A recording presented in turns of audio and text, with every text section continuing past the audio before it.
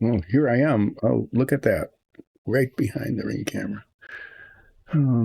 Must be some way of setting this up so that it's not right in my face, but if there is such a way, I'm probably never going to find it. But welcome to Monday morning at more or less 10. And I'm here to do painting. Actually, I'm going to be doing painting for a fair amount of the of the stream today. That's kind of a surprise, isn't it? That doesn't happen all the time. I'm working on the Porco Rosso minifig. And on Friday, I spent the entire stream, like 3 hours of actual working time, painting the head of Porco Rosso. That was pretty much it.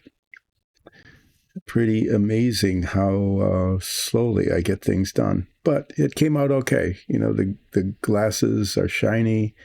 The goggles look okay. Yeah, not perfect, but they look okay. The helmet came out all right. At least as it is, not magnified. What I'll be working on today is pretty much just one color. His flight suit is painted this color, dark tan. Number 44 on the color chart, number 55 on the Tamiya colors listing. There's a lot of boundaries around the scarf and the belt loops and so on that I'll be using a tiny brush for, and then I'll be filling in with a larger brush because, you know, that's how painting works, is there's little brushes for detail and then bigger brushes for larger surface areas.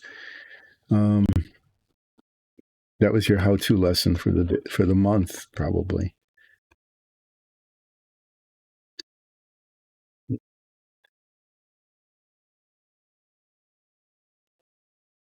Yeah, I'll probably end up using something like this, to do the body fill in.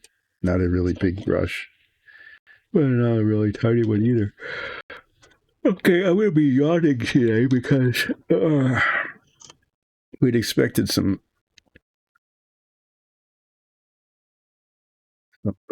a service person, to show up at. It was going to be around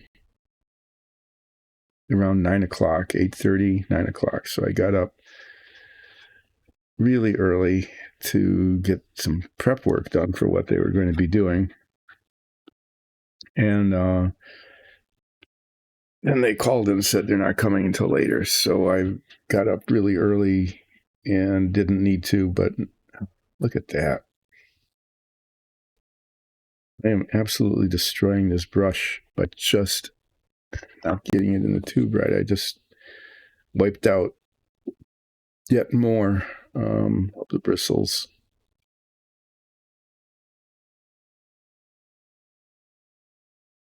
I think about half of the bristles on this brush are gone now because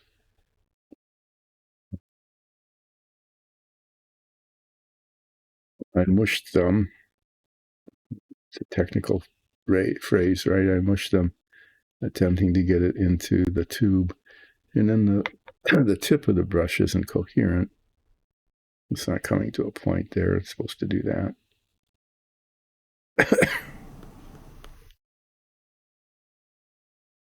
That's how painters poison themselves,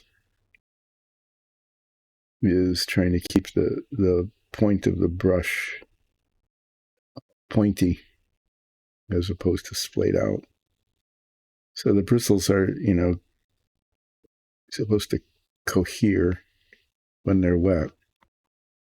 They're supposed to come to a point, and sometimes they don't. So I heard that, among others, Michelangelo gave himself serious lead poisoning I think it was Michelangelo, probably practically everybody, because they would lick the tip of the brush to keep the point, and then they ingested lead from the paint.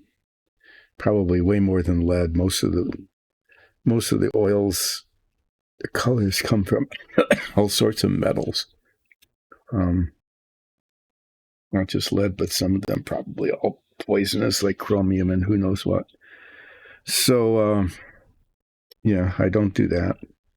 And then there's the famous story, of course, about the women who painted the glow in the dark dials for the instrument panels of planes, especially for World War II. And they used radium for that because radium, glowed in the dark because of radiation.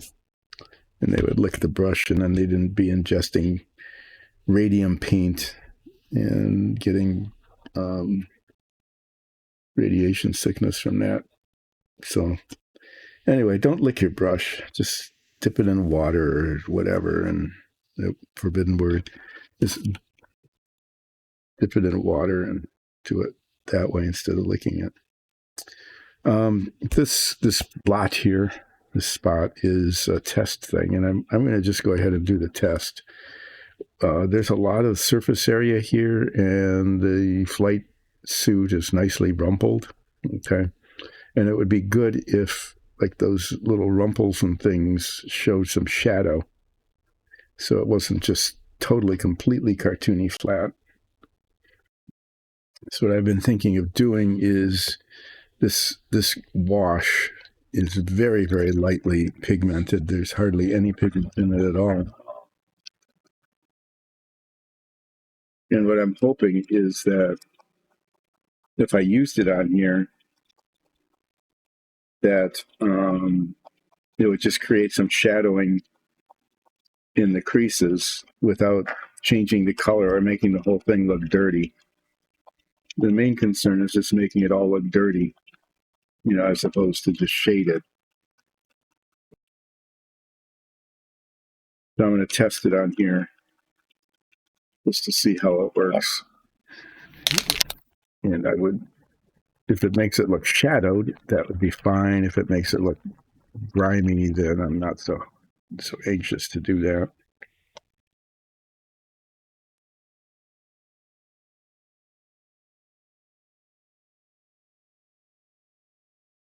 There you can see it in the well there.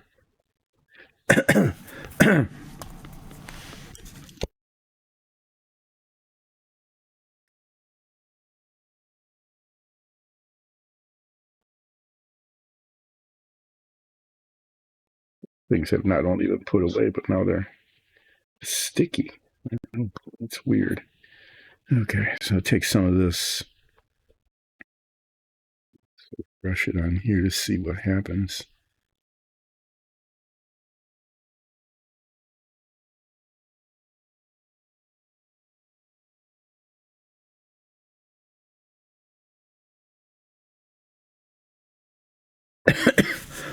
Doesn't change the color terribly much.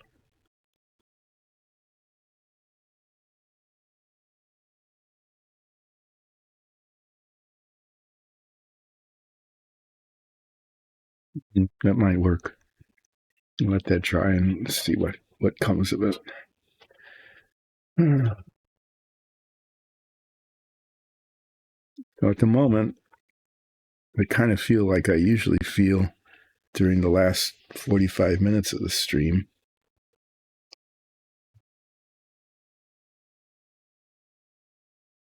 Yep. Yeah. Do some painting to see what happens.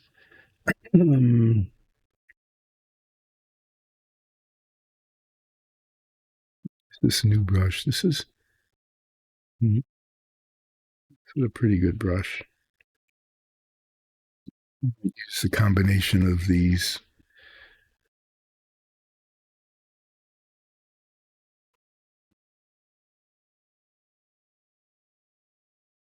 Okay, let's give this paint a good stir.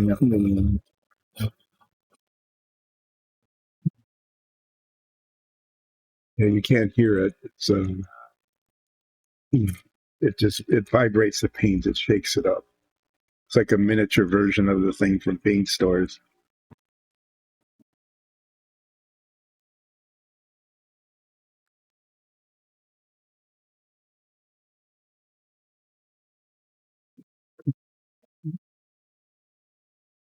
Makes all sorts of stuff all over the place on the workbench from the vibrations.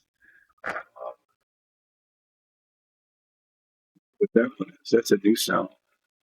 Sounds like glass rattling. What's up with that?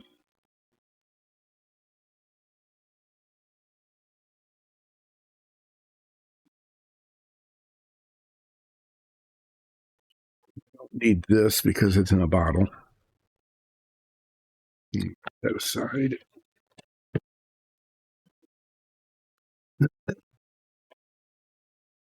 And I'm going to need these, my head magnifiers, because otherwise I really can't see very well where I'm putting on the paint. So the painting around the scarf, all around here, around the sleeves, around the belt, and then getting the little belt loops in as well. So, and then the gloves. And once all of that is done, which will probably take the way at the rate I paint, probably the better part of an hour, then I'll fill it in and then decide whether or not to try to use the gray wash on it or not. And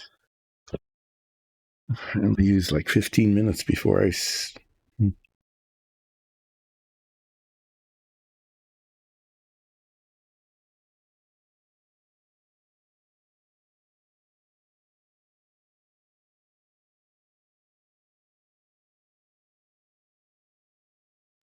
Okay. Just looking at, see what I'm getting into here.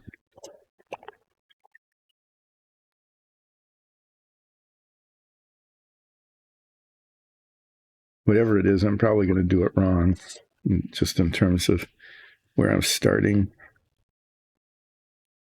I'm going to start with the belt. That looks like the most difficult part.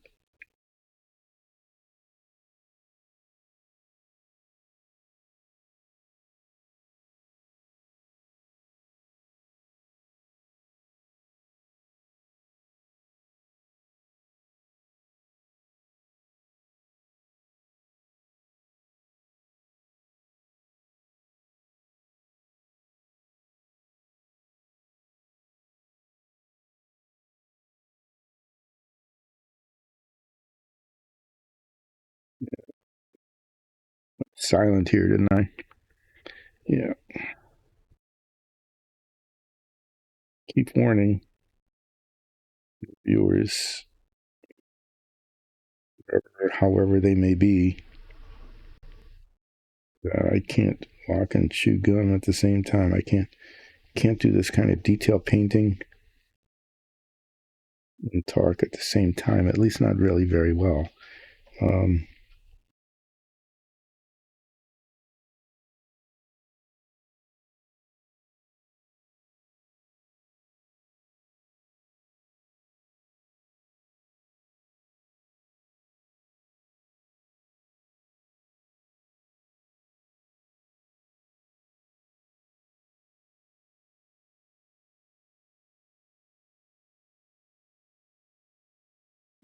Is this going to be a silent stream today?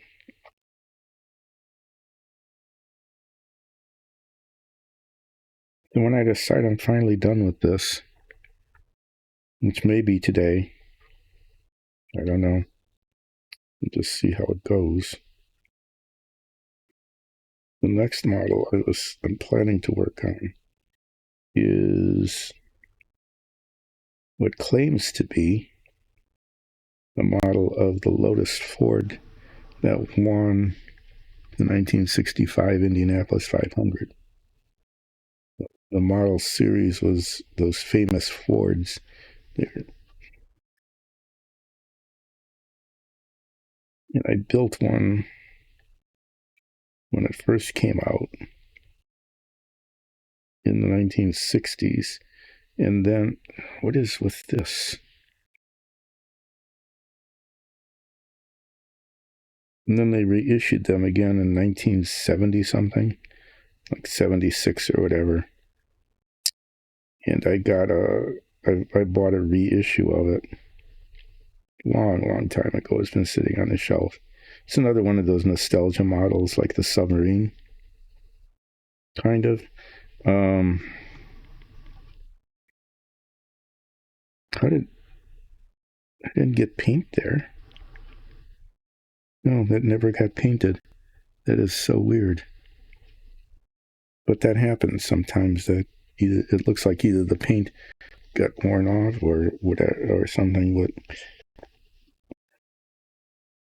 the the belt loop where it kind of loops down there is not painted.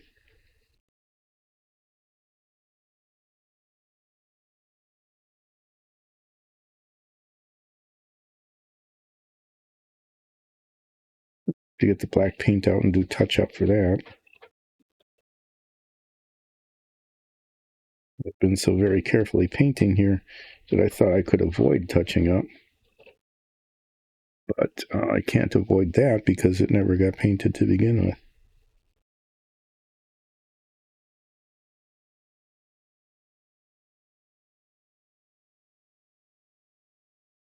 So I talked a little bit about the Lotus Ford model.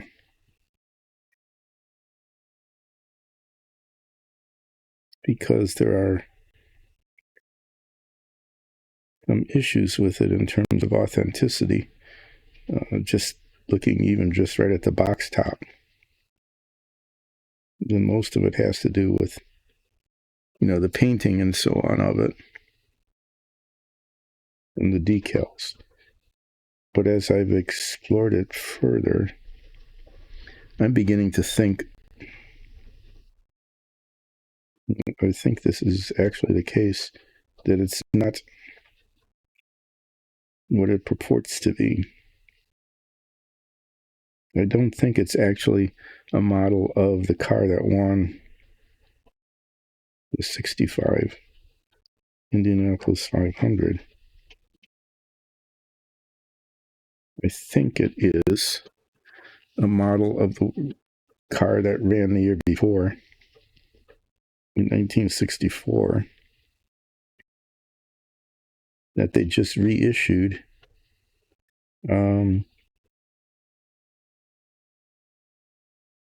With a different car number. Seriously, I think that's what they did.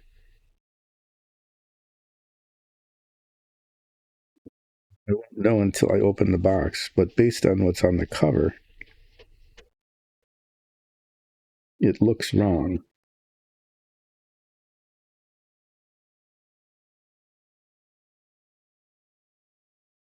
Yeah, they got spots to fix.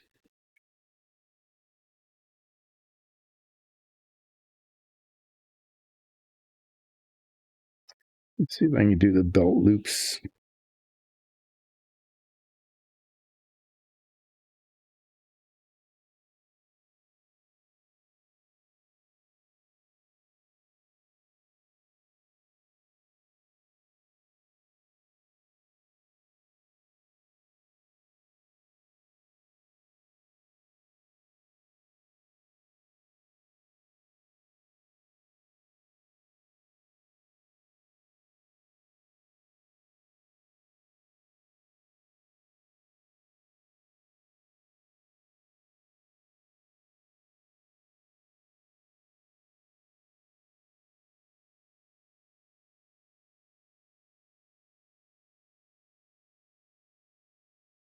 Sorry, there's this tiny little spot here.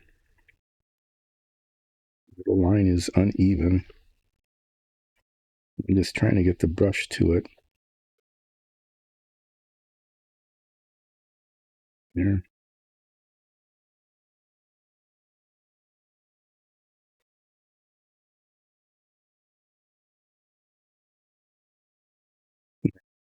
So there's going to be some retouching, some black touching up there. Not terrible, but some.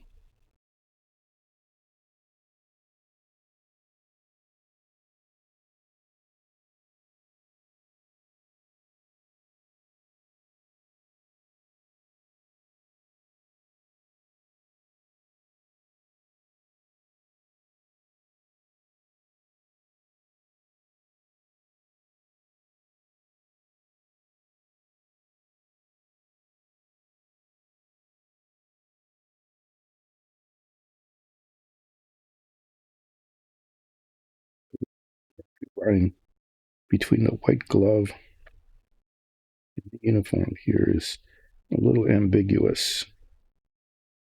I'm not sure. I'll have to look at it later to see if I am satisfied with how that came out.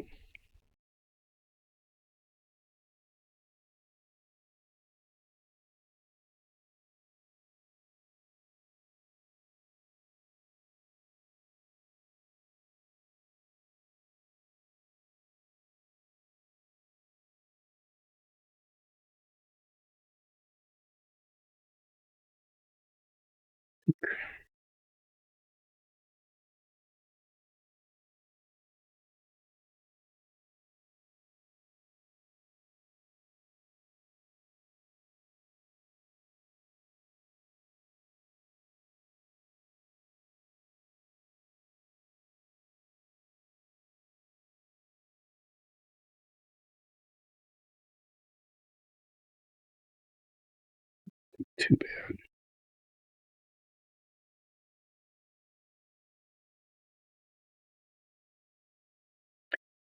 But yeah, there'll be just a little bit of black touch up that needs to be done.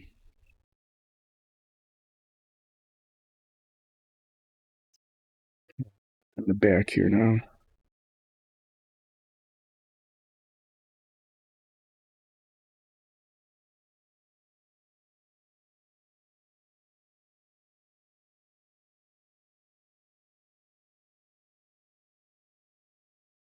The one thing about the Ford model, the Lotus Ford, other than that the model might not even be of the correct car, and there is a chance that that's the case. I won't know that until I open it and compare it to the images of the cars that I got off of the internet.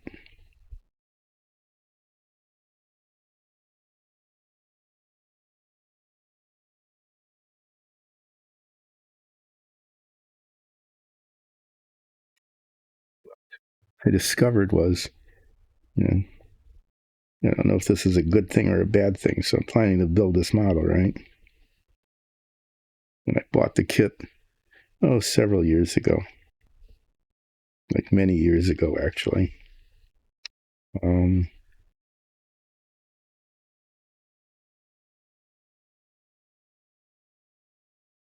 I think I paid. It was a reissue. It's kind of a rare kit. I mean, not like there's only 3 left in the world rare, but like there's not hundreds of them. So it's in pretty good shape. It's still in the original shrink wrap and all of that. So people who collect models, don't build them, but just collect them, which I didn't intend to be, but apparently I am because I've got like dozens of models that I bought ages ago to keep me occupied when I was retired. And then I found other things to be occupied about and didn't build models until the stream got going.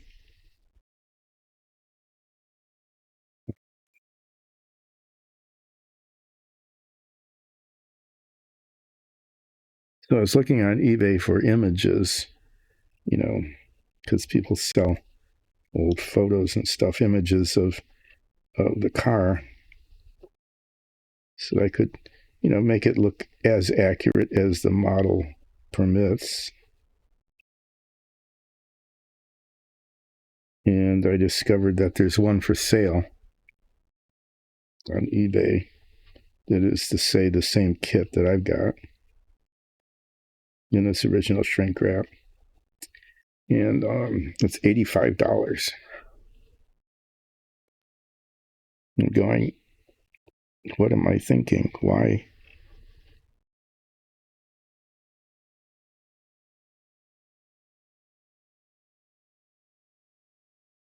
am I building this model when the kit? What did I just do?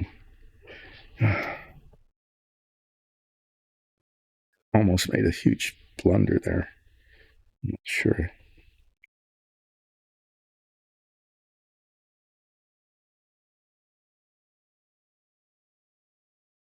Well, the ups, you know, what that means is I've got this model sitting there that may be worth $85, and I'm just going to open it and then maybe make a hash of it or not. I mean, we don't know.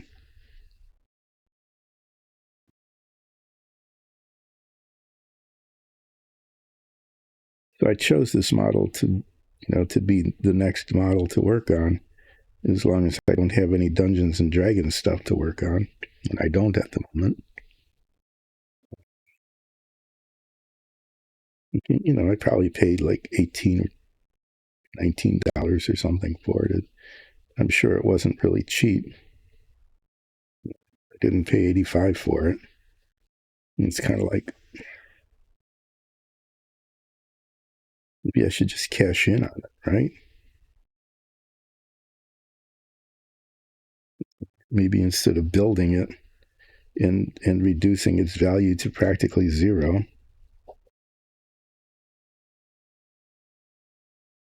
I mean, not entirely worthless. Depending on the quality of the build, sometimes people will pay something for a built model.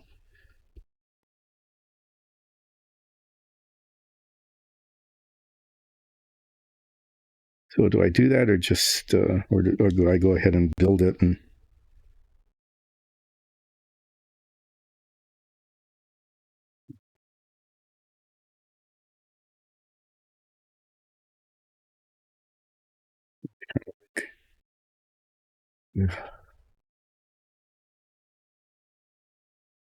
maybe I should just take the money. I'm not sure, but probably just go ahead and build it because it's kind of like next on the list of things to get built.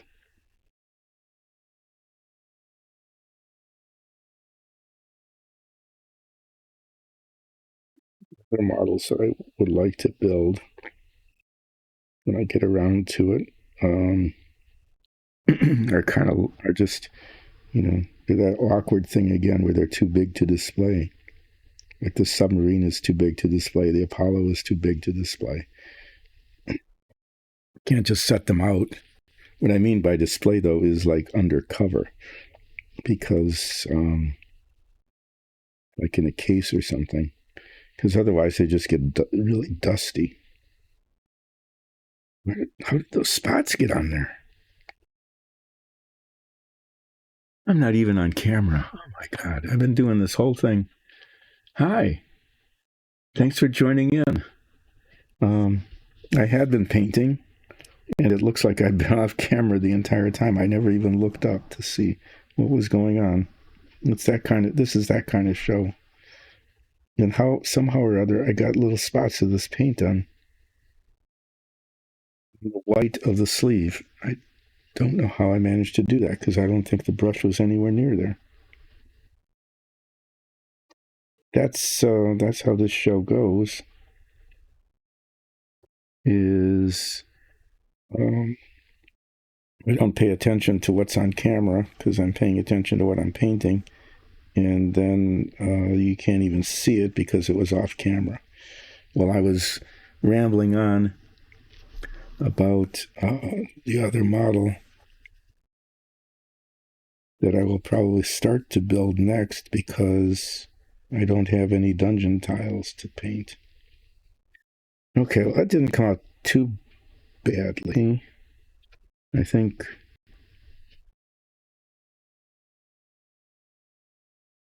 there's little bits of black touch up on the belt, maybe some little spots. I'm not sure if I got the. Yeah, I think I went over the edge on the scarf here. I need to repaint that white. That needs to be touched up with white. Touching up with the white doesn't always cover very well, so I'm going to have to kind of scrape the paint off of where I don't want it. This was I wasn't paying attention.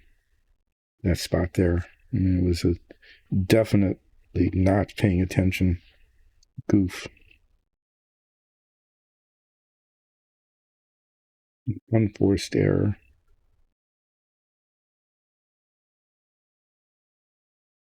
Yeah.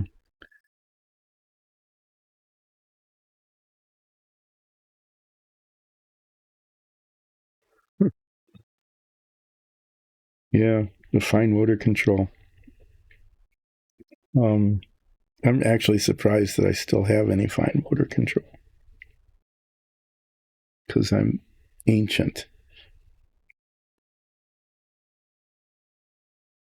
So I'm going to keep doing this kind of thing. I guess as long as I can still keep doing it, why not? But painting, I found painting minifigs is kind of fun. We have a Dungeons and Dragons show that I keep talking about. That's what Dice and Dungeons is it's a Dungeons and Dragons show. And this stream started because we produce our own minifigs and dungeon tiles for our show. And then we were hand painting them all. We did them on a 3D printer and then hand painting them. And our DMs said, well, why don't you go ahead and stream the painting of the dungeon tiles, which I thought was a stupid idea, but I did it anyway. So when we didn't have any, she said, well, just keep the stream going by building some of the models that you bought when you thought you were going to be building models. And I said, well, sure, why not? And that's how this sort of thing happened. This particular minifig is Porco Rosso from the Miyazaki animated feature. And this last week, I finished the Savoia S.21. I am almost 74. I get to be 74 in a little less than a month. And I started playing D&D in, I think, 1976.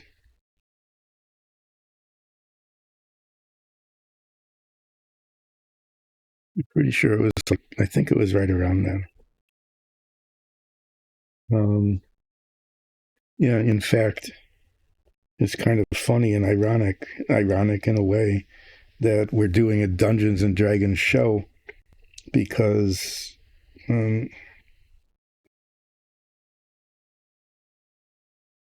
was in Madison, living in Madison in the 1970s. Cable access TV had just started, and I got in with a group of people who were doing a Dungeons and Dragons show. It was pretty primitive. Okay, we had two cameras. They were these gigantic television cameras. And one of them was focused on the players who sat in a couple of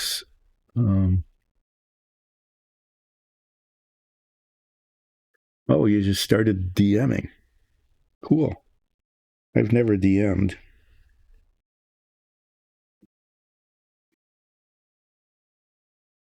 Yeah, so we did a Dungeons and Dragons show on cable access television in the mid 1970s. I don't think anyone ever watched it. It was I think it was on a Saturday night. And so, anybody who had a social life was out doing social lifing things. And those of us who didn't play Dungeons and Dragons, I did the cameras. I wasn't one of the players on the show, the camera person.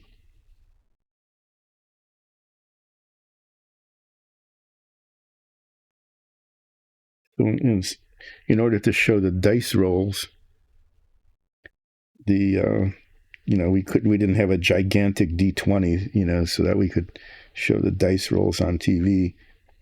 We did like a Wheel of Fortune thing, spinning wheel.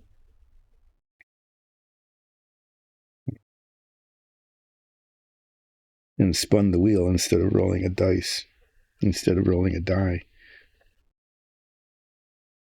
And that worked okay. I mean, it served the purpose. You could see what was going on. Okay, well, these edges are a little bit ragged. Not too bad. I managed to get this paint on spots. I don't know, just weird little spots.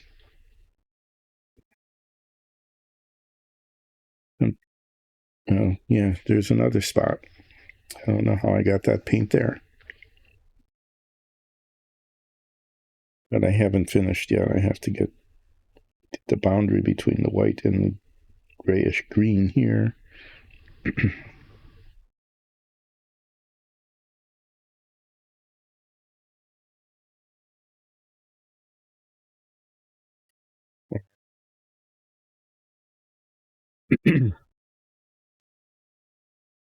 It's surprising. Just that happens like that. Just, the brush isn't anywhere near that particular surface.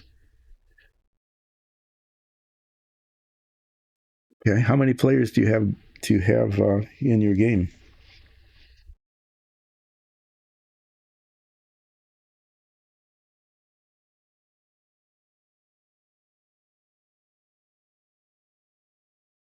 4 players. That's a good size group.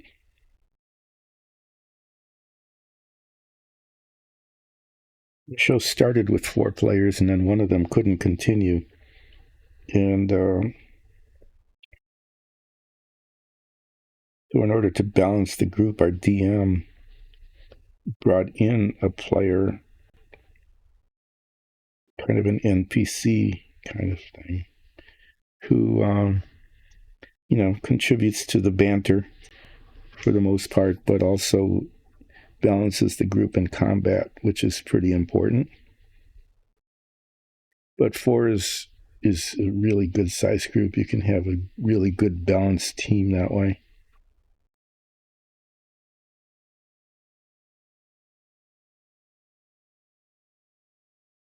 So what kind of setting do you have for your campaign?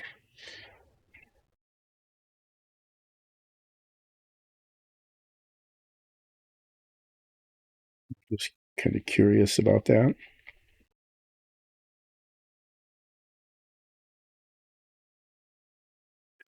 Tried to fix a spot, and the brush went on the wrong spot.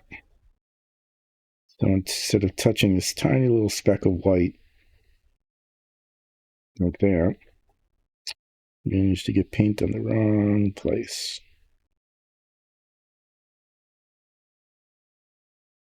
A lot of my painting is going back and putting tiny little dots of paint to touch up spots that shouldn't have been painted that color to begin with.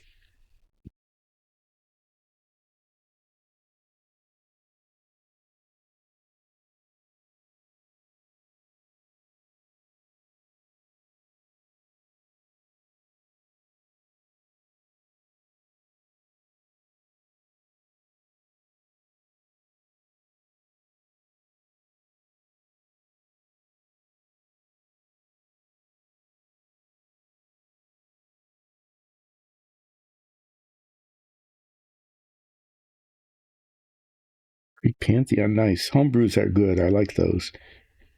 Our D&D show is 100% a homebrew in a world that our DM made up for us. It's a huge, expansive thing.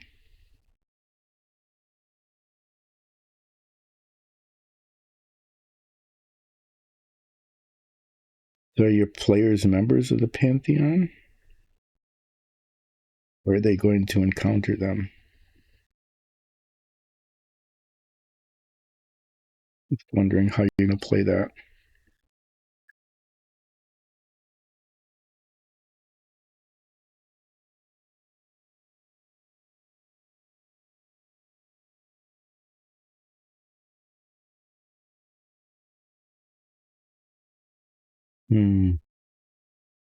Okay.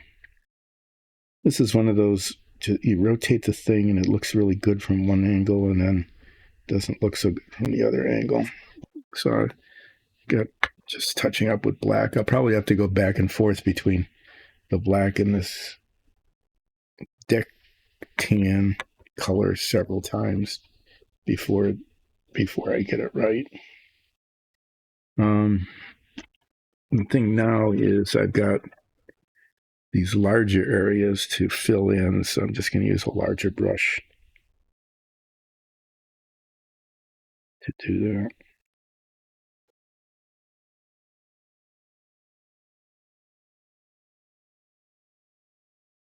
It'll go faster and hopefully more even.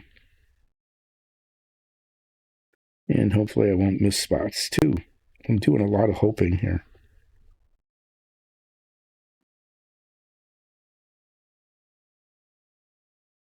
But the missing spots is the big thing. Sometimes I'll do that. I'll paint a model and then look at it and just go, oh, well, they missed an entire section.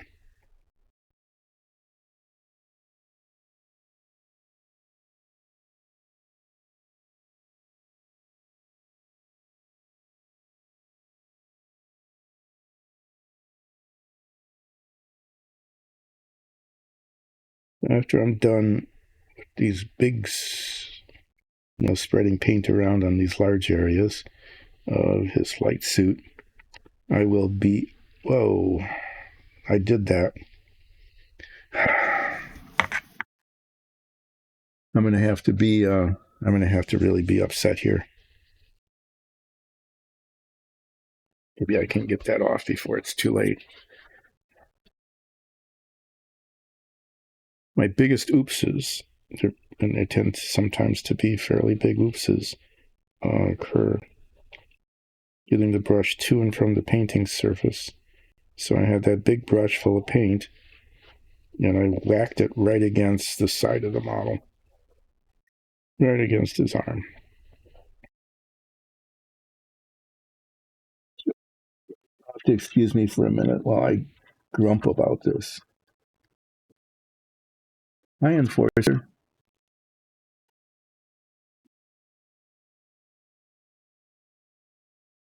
He came in just as I made a huge disaster mess.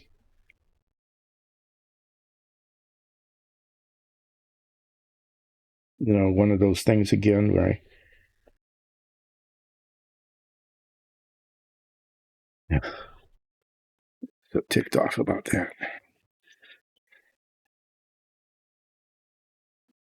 It was going fine until it wasn't you. It was just as you joined in, Enforcer. I was bringing up this big brush full of paint to paint these larger surfaces of the flight suit, and I knew I did that. Ran it right across the surface of an already painted area. So now I need to do not only white touch up, but flesh colored touch up. Lovely.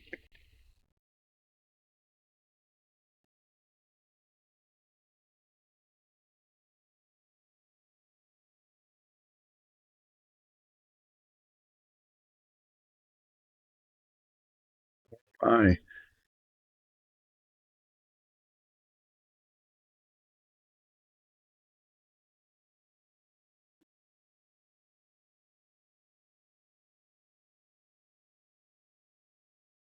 So you were running a bunch of games and you stopped some of them, and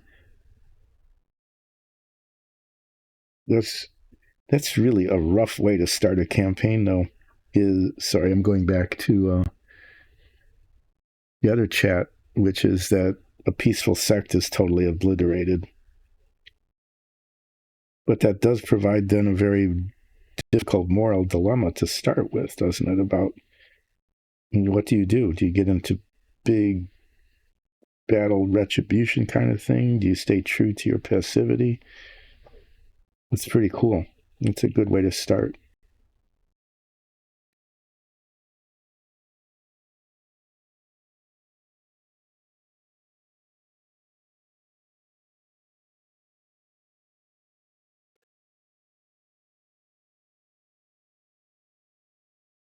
So unfortunately, you're going to kind of focus in on a few.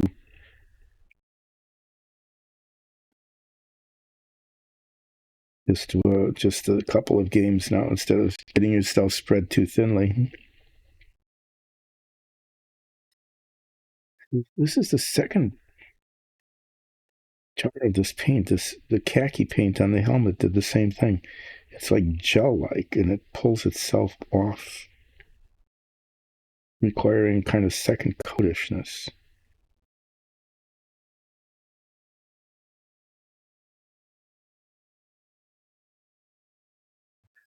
Okay, cap this up and let that paint dry, and then I've got a bunch of little touch-up to do.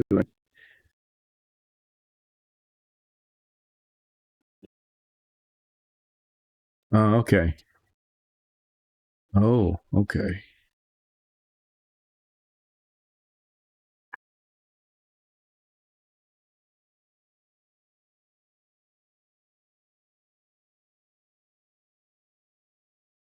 Puts a different twist on it. I misunderstood it first.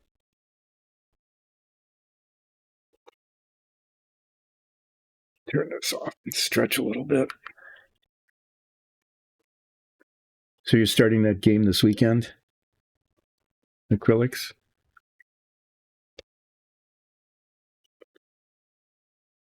That should be interesting. So is this a group that has played together before? So they all know each other? And they just created, did they just, I see. Did they just create their characters like level one just for this game?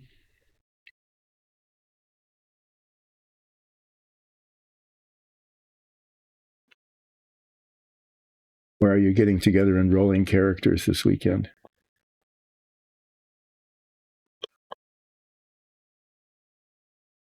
Thanks. What's up with this? No, I can't even get a jar lid on.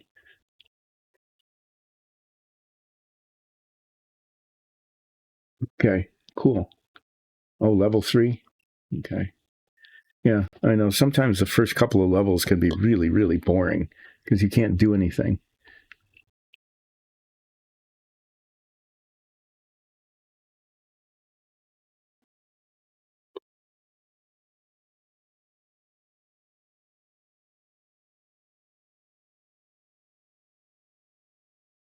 Yours are on hold, Enforcer.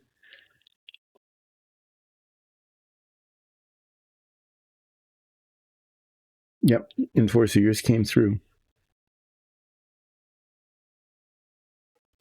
Yes. Oh, okay.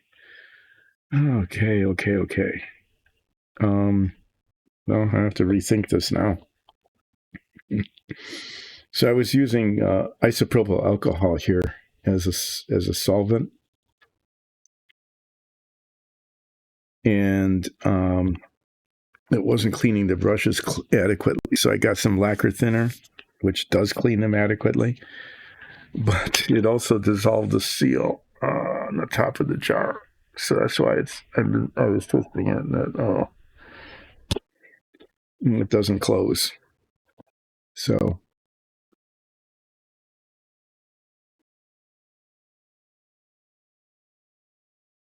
Acrylics will be rolling their characters.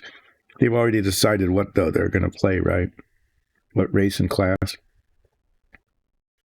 Well, that kind of keeps it. I think that's a good thing to reduce the number of games that you're playing, right? I mean, it kind of keeps it manageable. Maybe is that the right way to put it?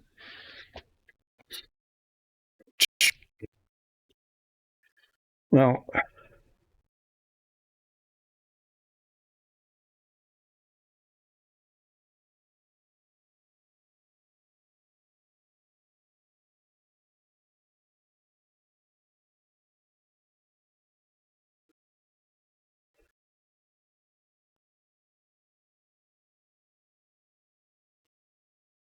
to touch up this color, I need to touch up this color. I need to touch up this color. This went this is why it takes so long for me to get things done. Oh, okay. So you really won't know until they all get together what they're actually going to be playing.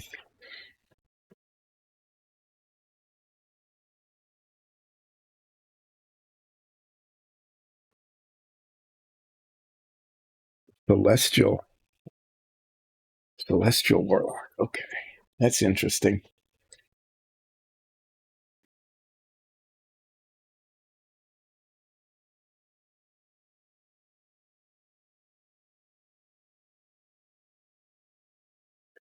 Yeah. Oh, I'm on.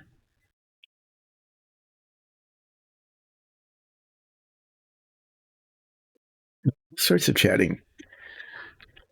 That's really cool.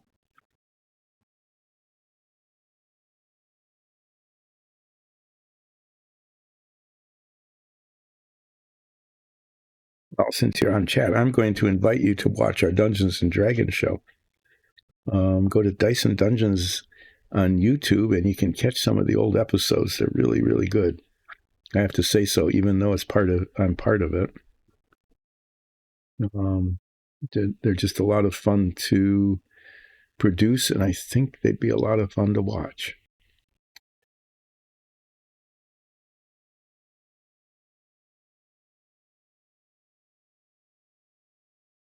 A rock concert, Enforcer. Where are they?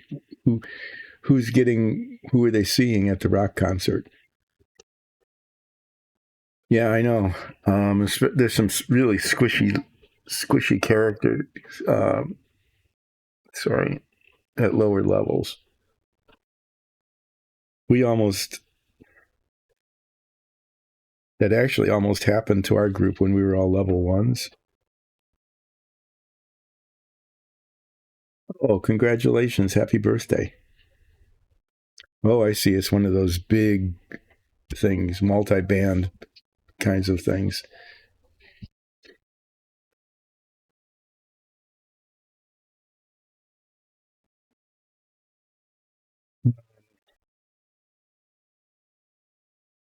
Guess I'll try to get the black done first.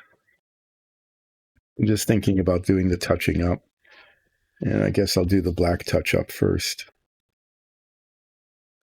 I'm looking at this and I'm not happy with how it's going. Yeah, in our show early on,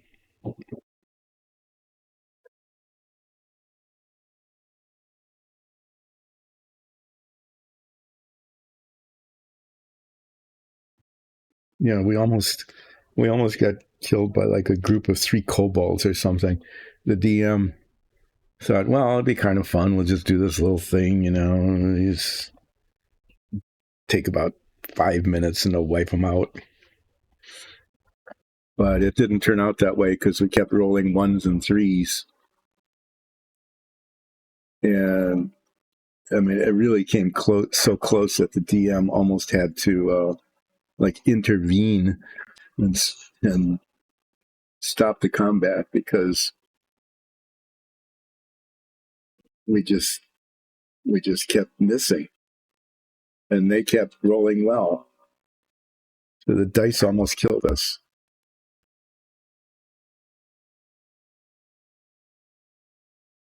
Now we'll see how this goes. See if the touching up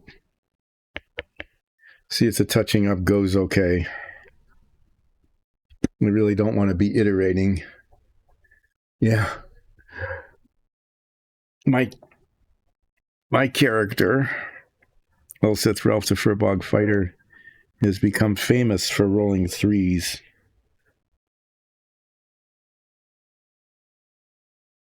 I mean, just rolls a lot of 3s.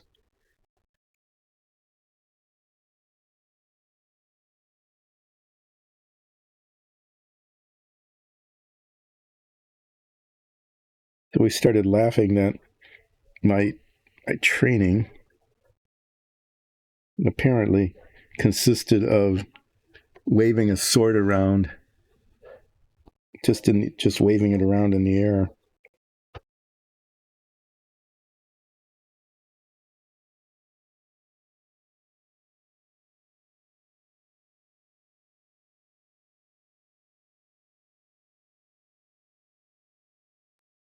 Sounds like we're having some work done here.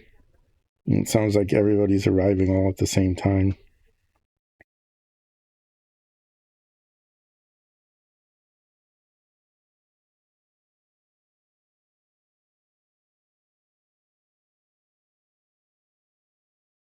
Is this on camera? Yeah. Can you see what I'm doing? No.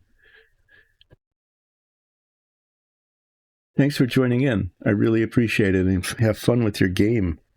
Um, the character creation this weekend, and getting it started. Congratulations on starting a new game.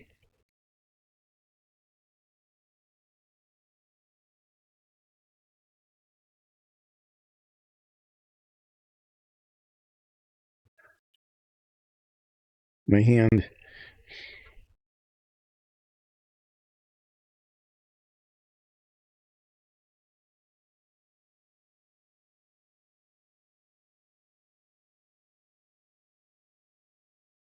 This little spot of paint isn't getting spotted.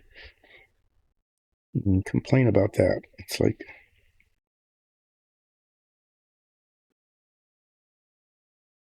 I just need the tiniest little dot of paint there.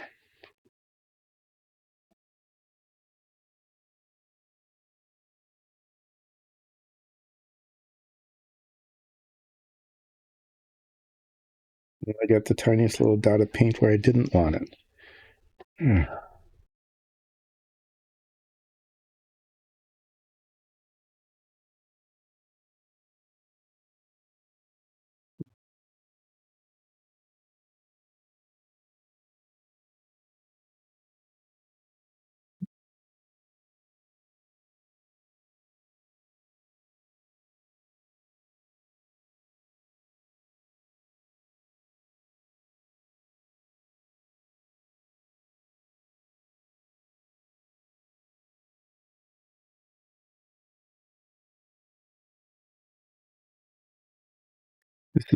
This is a part of the model painting.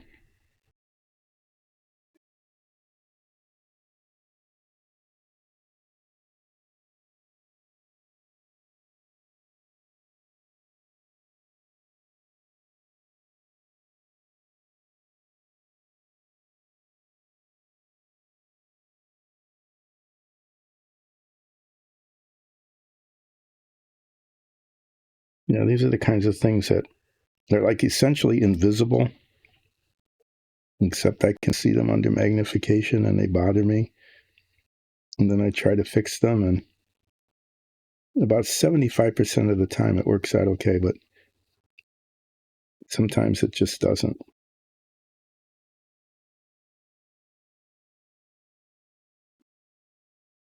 In this case,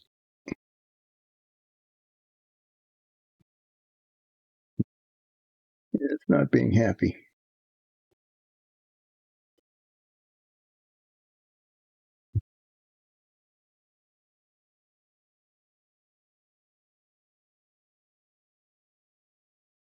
No, this camera got all messed up.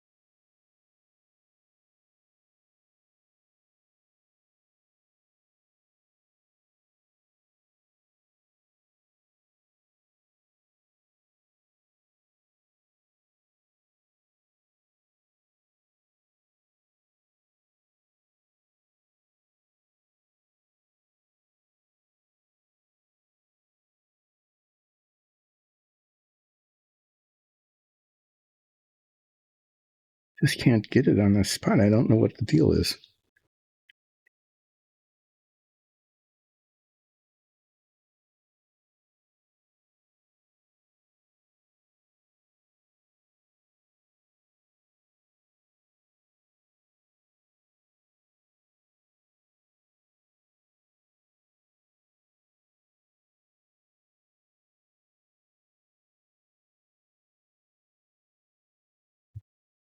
Is the angle, or seriously, I just can't get there.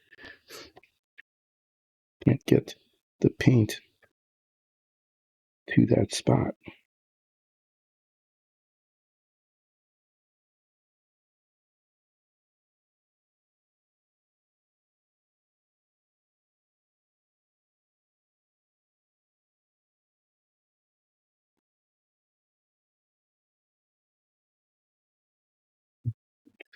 It's pretty invisible, so I just have to leave it.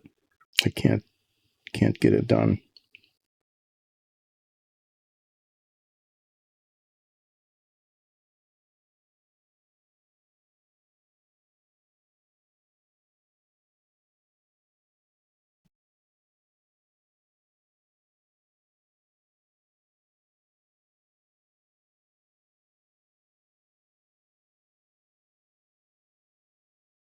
Okay, the issue here is more serious.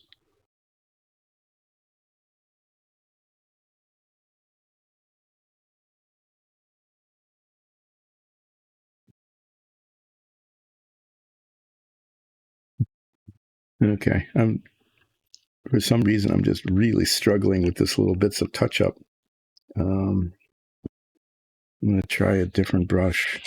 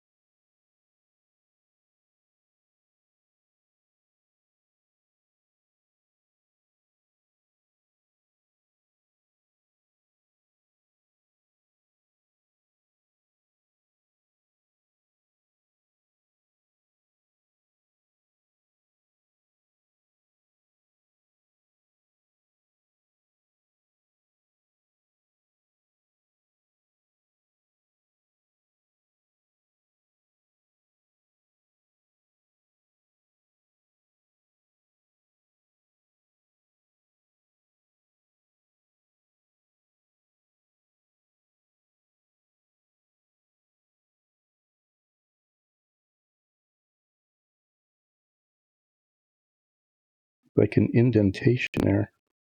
I think I got it. It's looking okay. How's the back?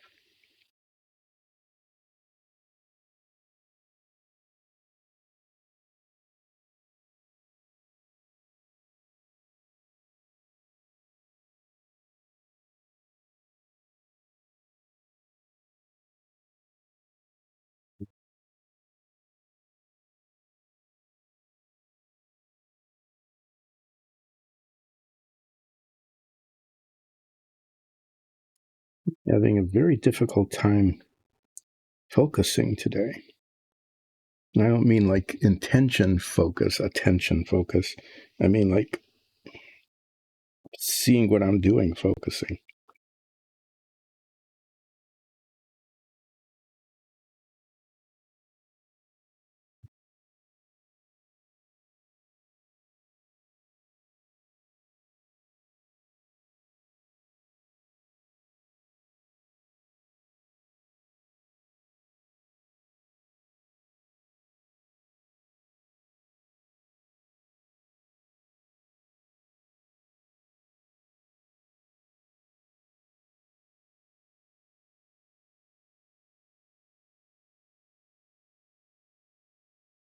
And just, I don't know.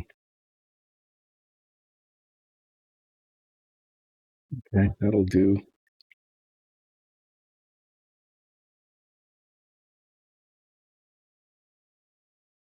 like to have a sharper corner there. I wonder if I can, I don't know if I can pull that off or not. Let me try.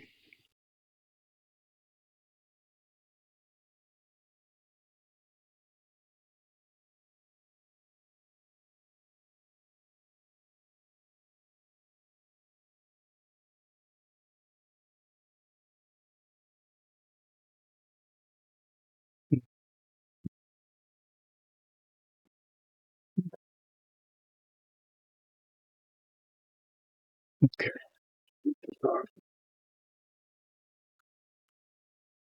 Clean this brush.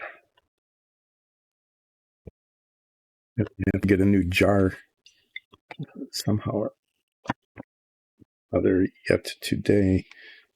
I was saying I went from isopropyl alcohol to lacquer thinner for the brush cleaning, especially for these newer brushes because they're holding paint like this. Right? With that black paint, if that doesn't come out of there and I try to use it for like white paint, that's going to be, it'll dissolve in that and that'll be a problem. But there's a seal around the top of the jar, like rubber or plastic, some sort of thing that's supposed to seal it. And it dissolved it.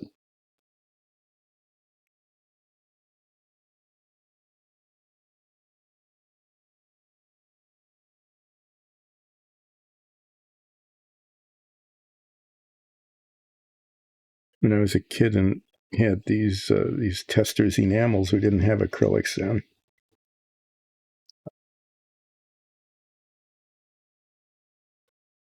I'd sometimes let brushes sit in the solvent overnight. That wasn't a good thing.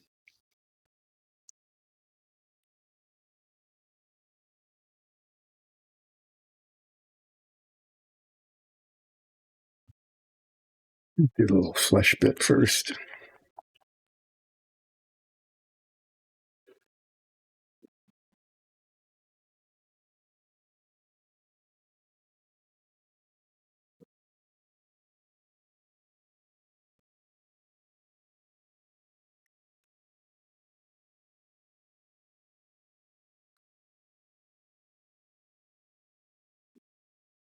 Well, the big question, the question du jour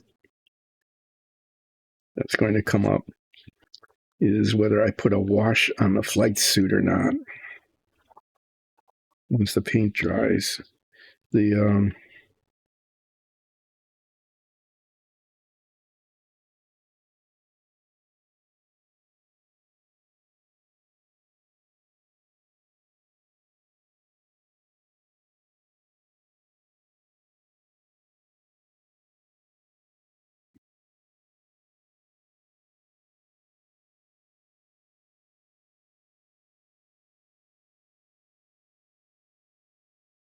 I'm touching this up because this is where I banged into it with the deck tan paint.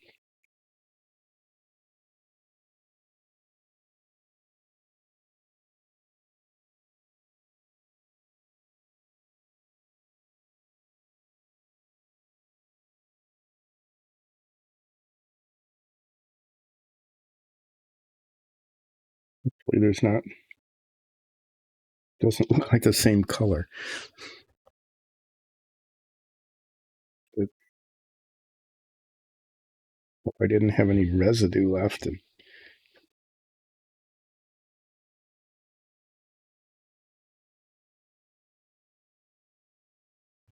just looks wrong. We'll have to let that dry and then try again. I think there was some deck tan paint left in this brush, and it dissolved into this. It doesn't look right. This is not going well today. I'm just not happy about how this is going.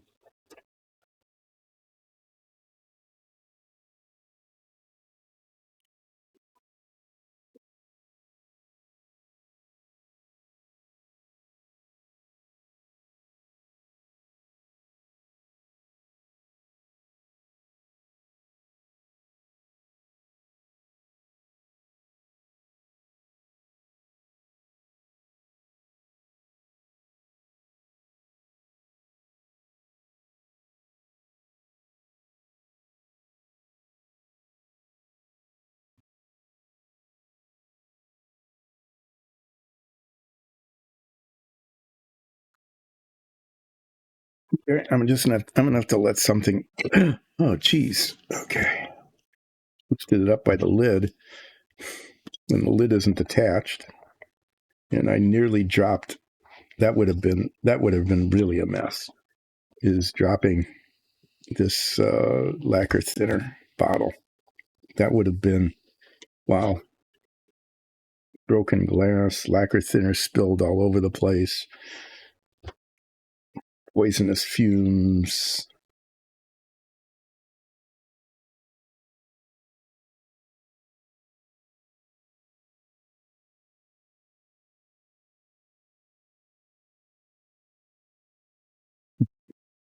So, what should have been, this should have been pretty trivial stuff I'm doing right now, but it's turning out to be difficult because of difficulties. I don't know what's up. I don't remember having so much trouble keeping brushes clean before.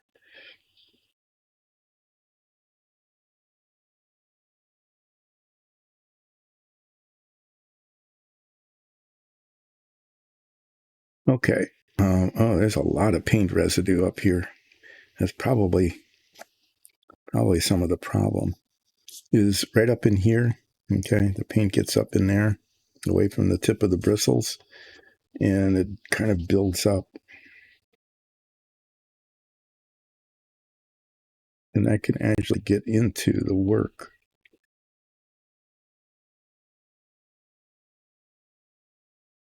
All these little spots, yeah, they're from right in here. Look at that.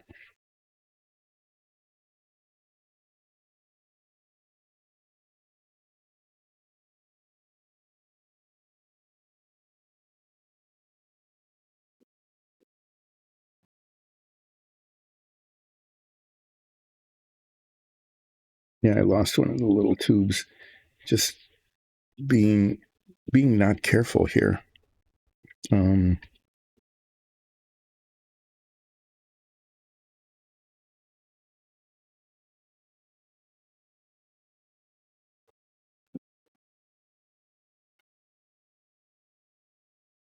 I know it didn't fall, so I don't have to crawl around on the floor looking for a transparent plastic tube. There it is. Okay.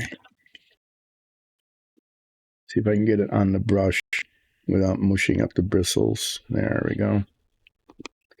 I have to let this dry for a while to make sure that it's dry before I try to touch it up with the flesh colored paint. And then there's some white touch up that I need to do after that. But the next question is, the bigger question is, do I put a gray wash on the flight suit or not? And on one hand, it would bring out the creases and stuff in the flight suit, right? It would do that. On the other hand, it could just, I could get it onto the white gloves, and that could make a mess of things.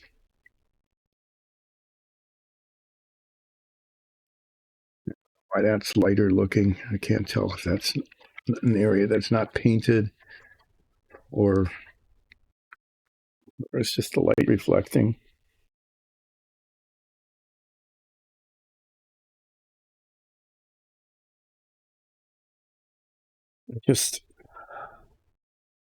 I'm thinking I just don't want to mess with it.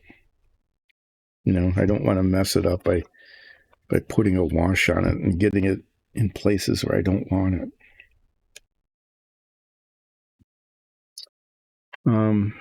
There's some little brass bits on here. So I think what I'll do,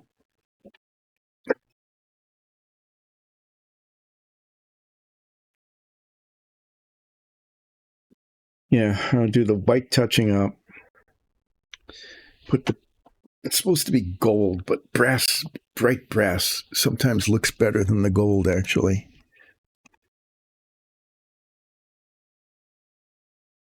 So the belt buckle and his shirt button are gold on the color chart, but I think brass looks nicer, so I'm going to do that. The white touch up. And I'm going to not put a wash on this.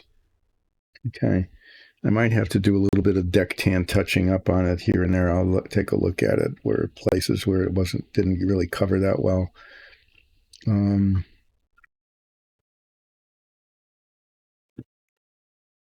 then I need a new container for the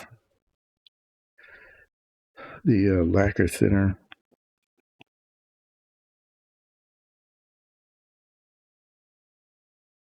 Do we have any jars around? I'm going to. Is it almost 11:30?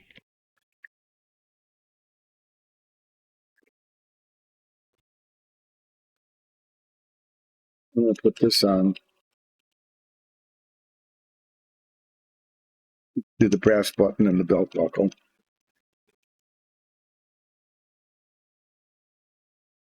And then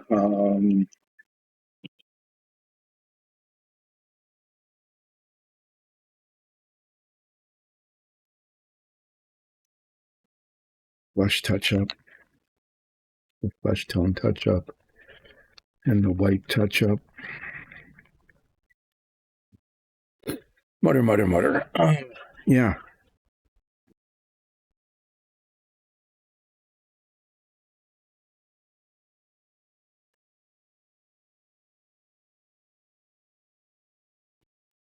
Mentioned at the very beginning of the stream that I was up really early this morning because I'm having some work done around the house, and they were supposed to show up at like 8:30,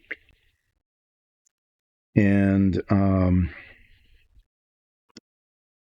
then they called at about 9 saying that they're not going to be here until about 11. So I got up way earlier than I usually do, and so I'm a little bit sleepy, a little bit tired.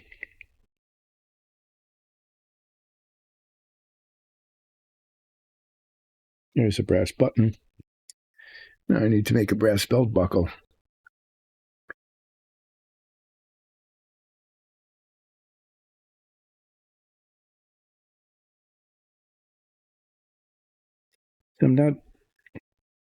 Sometimes I look up and see that I'm not on screen,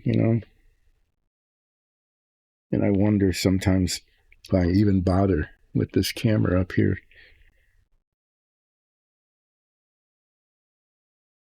Because, jeez, too much paint on the brush. Made a blob. I got a blob that got on the black and got on the deck tan.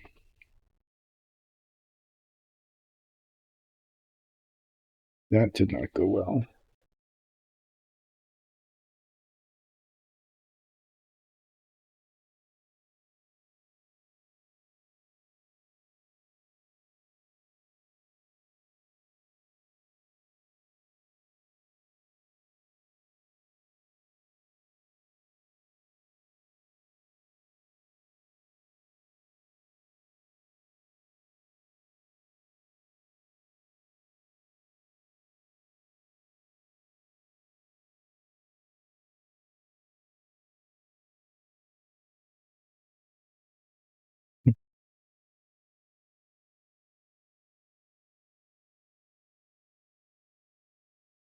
It should be a fairly easy fix.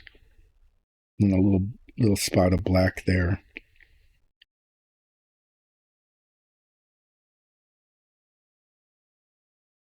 Yeah, it's shiny. It'll do. So I need to do black touch up again as well.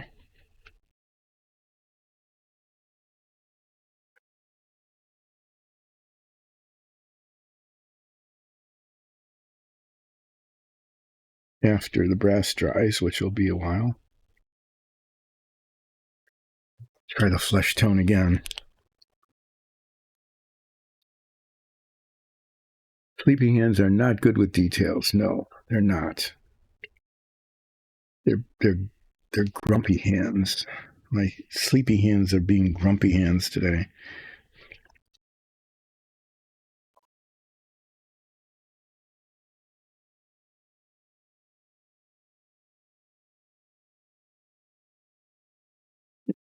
Especially grumpy about this because I shouldn't have to be doing this if I hadn't been so careless.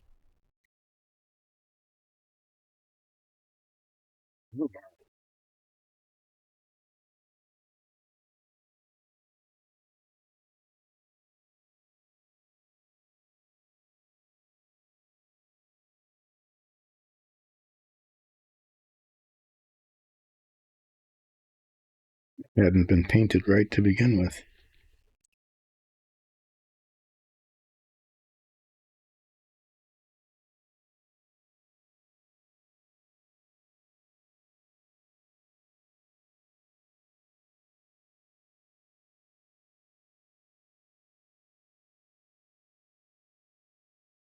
Worked better with a clean brush, and I was able to correct a spot that wasn't painted correctly to begin with. So it wasn't an altogether loss. It wasn't a loss altogether. It needed to be done. It was okay. Okay.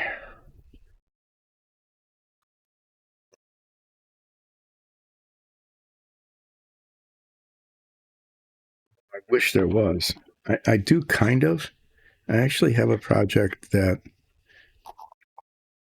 doesn't require detail. I don't know if I'll get to it. This is my maxi, the not minifig. This is me, my character, Allset Ralph. And the thing that I could potentially be doing is putting the base coat on the armor. I could get out the metallic paint. You know, there's some places like the straps that hold the are pauldrons. I think those are pauldrons. I'm not sure, but most of this is just painting metallic, and I probably could do that.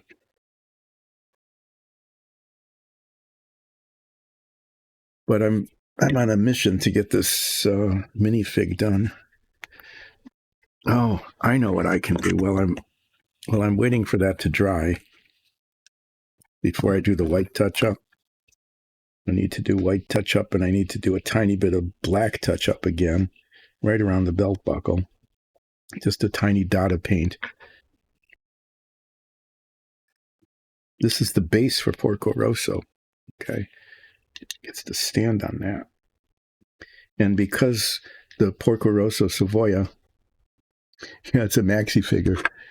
This is the minifig here. That's the size of the minifigs that we use in the game in our show, and it got blown up about 3.5 times that size. This was a model that was given to me as a Christmas gift to be like a desktop model of my character. And right now, carrying a magic flaming longsword and a cold offhand, a cold ice weapon. It was offhand. So, yeah, I thought this would be a lot easier to paint than the little minifigs, but it turns out that it's really not. It's just more surface area, but the boundaries, yep, tiny to giant, but the boundaries, you know, they're still the same. There's just more of it, the line between one color and the next. So because the Savoia S.21 is a seaplane, it doesn't land on land. So this isn't a grass landing strip, you know, standing next to the plane. I'm going to have him stand on a beach. So I want that to be beach sand colored. Well, what more appropriate for a beach sand color than dark sand? Huh. Why not use dark sand for the base coat? And I'm going to paint it. And then there's a little decal that says Porco Rosso that I need to put on. but I also actually got some sand. With sand, and I'm going to put. I think I'm going to try to put sand on this, but I need the dark sand paint. I've got a lot of paints out here that I've got another whole cleaning up thing to do sometime. Glitter brown. It's beastie brown. It's medium flesh tone. Where'd the dark sand go? Hmm.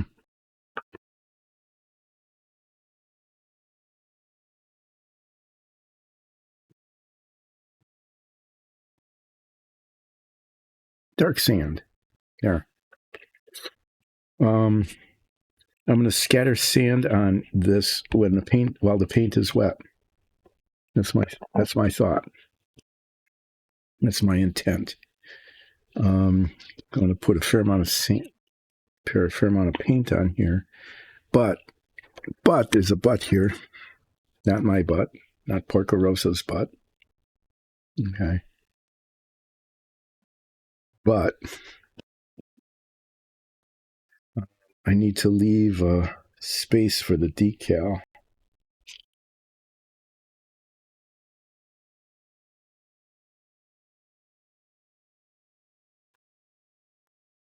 Get the decal out so I know what I'm talking about. I'm just muttering to myself as I'm trying to find.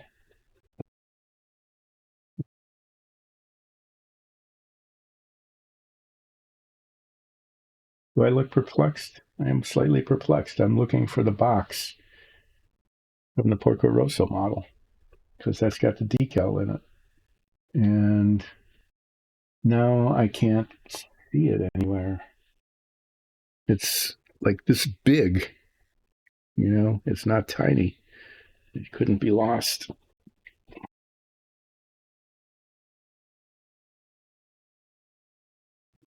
Falling around, trying to find a box. It should just be here because I didn't put it anywhere. I'm confused by the absence of where the box is. There it is. That's where I left it. That's the done box. There's nothing in the done box because it's already been done.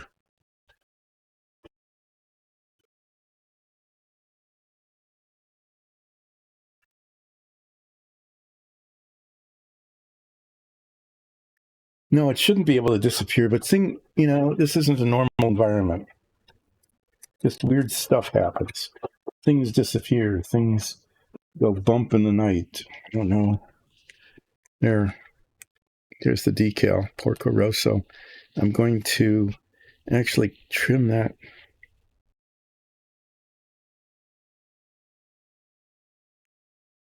I wonder if it even fits.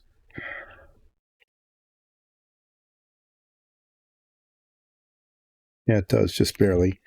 Okay. Okay, so this is what I'm going to do.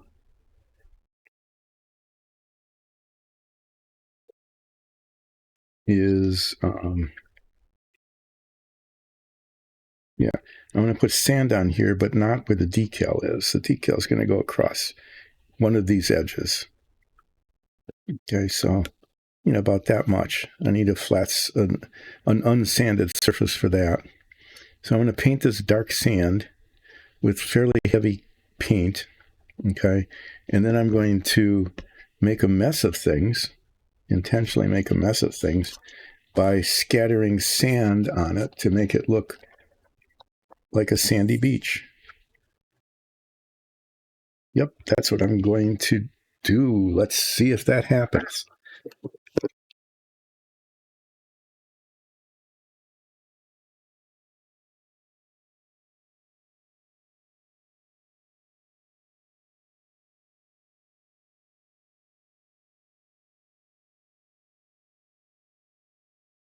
Stirring up the paint here.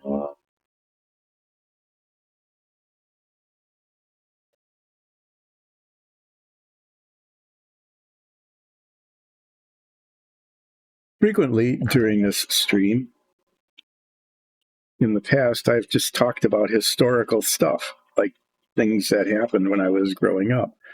You know, when I was building the submarine, I talked about nuclear Armageddon. And then I started talking about airplanes as I was building an airplane. When I start working on the race car model, I might just talk about old races. I used to go to those. When I was a kid, my dad took my brother and me, took us to the races because there was a racetrack in the city where we were living. And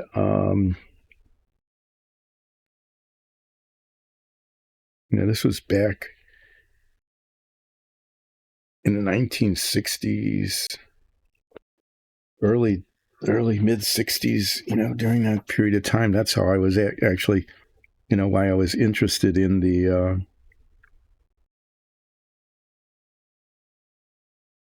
Ford, the Lotus Ford that won a '65 Indianapolis 500, because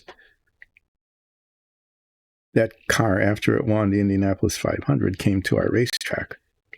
I can say it. It was in Milwaukee, in Wisconsin. The very next race after the Indianapolis 500 was always the 100-mile race in Milwaukee. And so, just a week after the Indianapolis 500, I got to see that car. And it won the Milwaukee race too.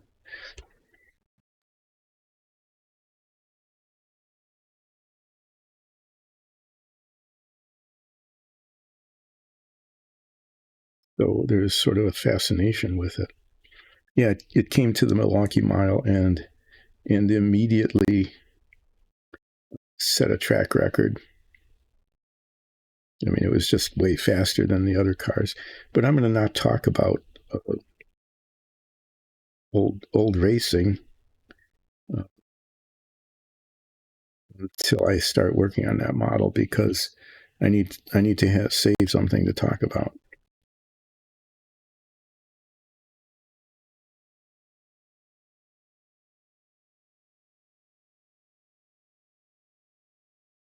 There.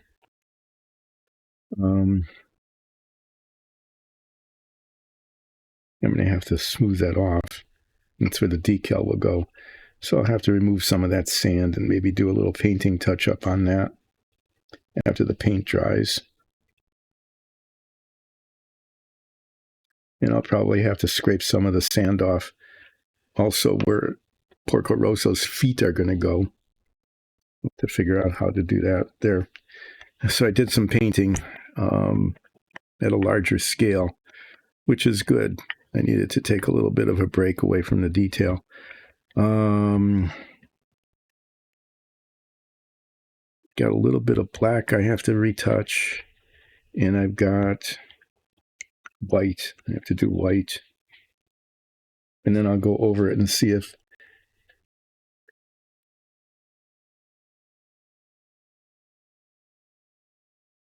it is. It's just things disappearing is very normal. Things always disappear. I misplace things a lot because that's why I needed a New Year's resolution to say, keep one's work surface clear by always putting things away all the time. And then I spend a good deal of time not doing that.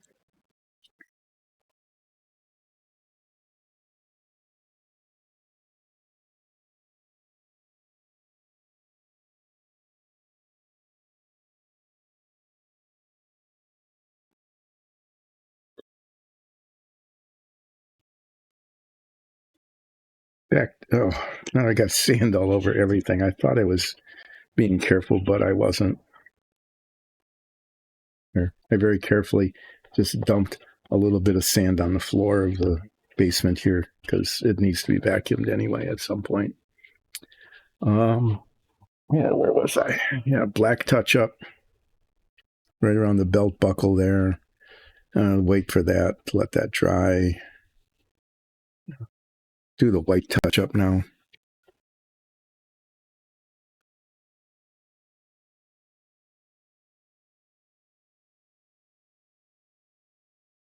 Oh, yeah, you can do that. So I can talk about telephones.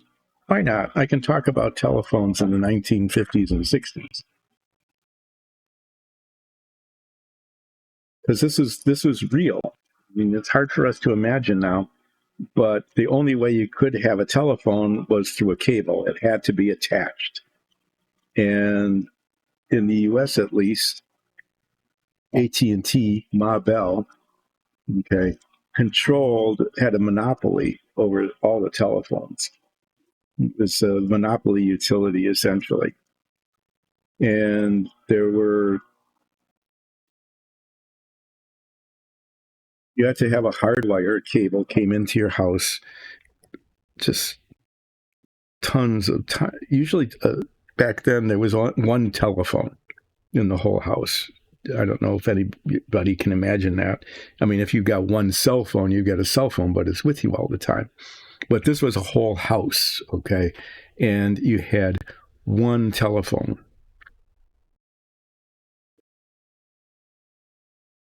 So the cable came into the house somewhere, and then the telephone jack was put in, sometimes in the living room, sometimes actually in the kitchen, because people spent a lot of time, cooking meals and washing dishes and cleaning up and sitting around and talking and things in kitchens. It was a different time and place. So, um, yeah, so there was a telephone, usually just one, and it wasn't necessarily private.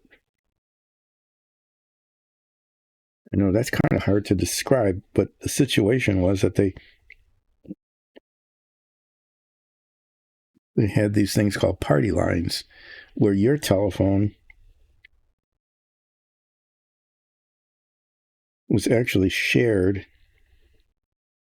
I mean, not your personal phone or your phone number, but the line, the cable that went to the phone company, okay, where connections were made, was shared with another household. And you didn't always know who they were. Usually you didn't know who they were. But they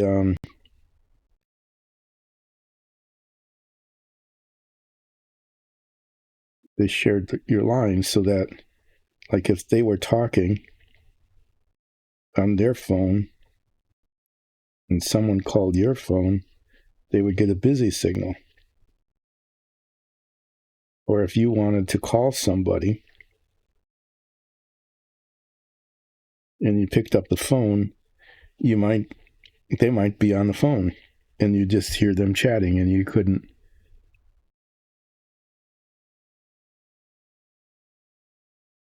make your call because they were already using the line. It was really weird, but it was pretty common. And I think it was partly due just initially to a lack of capacity. So that these party lines, I think that's what they called them, a party line. It wasn't just that it was cheaper, it was just sometimes that's all you could get. Because the phone company didn't have the capacity to give you a totally private line. So when I was growing up, my grandparents had a party line for actually a fairly long time until until a private line became available. The other thing about phones then is that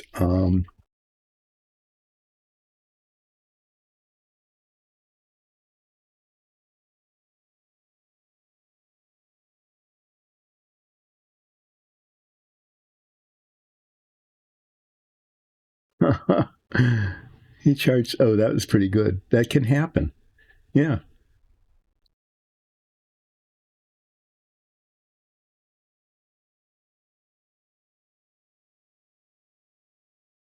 yeah. The telephone lines were really hard to come by. Um, Private lines were, and so yeah, that makes sense. That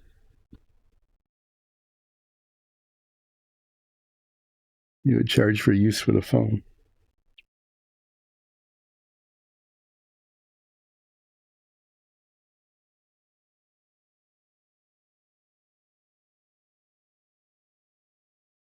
The thing then too is that you didn't own your phone. Okay, I mean that was you didn't. You just couldn't. The you paid for the line every month, but you also leased. You rented your phone from the phone company.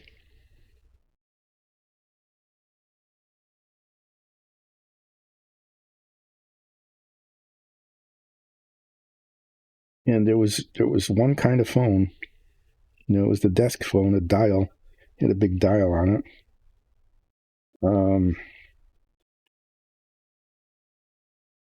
It was black, and you couldn't do anything with the phone lines in your home. Everything had to be done by a technician. So if you wanted to say move the phone from the kitchen to the living room, you had to have a technician come in, pretty much rewire things, run a wire, install the jack, move the phone. It was actually, there were certain things that we just, we can't imagine now because you get all the wireless phones and everything.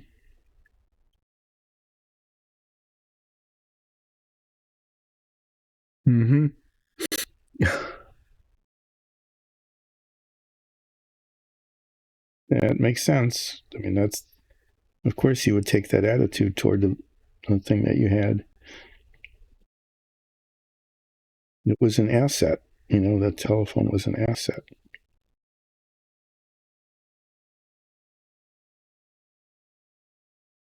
So now we have these wireless phones in the house. If you have a landline kind of thing at all, so you have maybe 4 or 5 handsets scattered all over the house, just all over the place. You can pick them up, move them with you.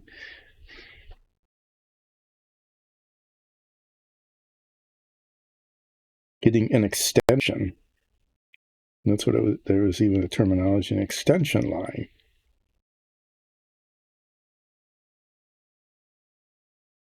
There would be 2 phones in the house. Of course, that was fairly expensive because you not only had to, pay for the technician to come in and do the wiring and install the jack and plug the phone in and that sort of thing. Okay. But you also, you were leasing the phone. And so it was a fairly expensive thing to do, to put an extension in. You weren't exactly doubling your bill. You were doubling the equipment portion of the bill, though. Mm-hmm. You still had the connection fee and all of that. But now you're paying for 2 phones and 2 lines. Rotating this to see if I'm missing anything, and I'm sure I'm missing something somewhere, but for the most part, it looks okay. Been under magnification. Oh yeah, I got to fix that. The belt buckle paint got way down here where it shouldn't be. I'm going to fix that before I do the black. But I think I got the white fixed.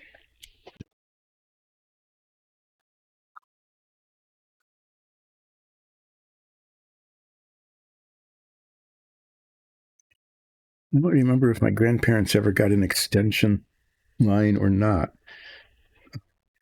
I don't recall that. I know they got a private line at one point.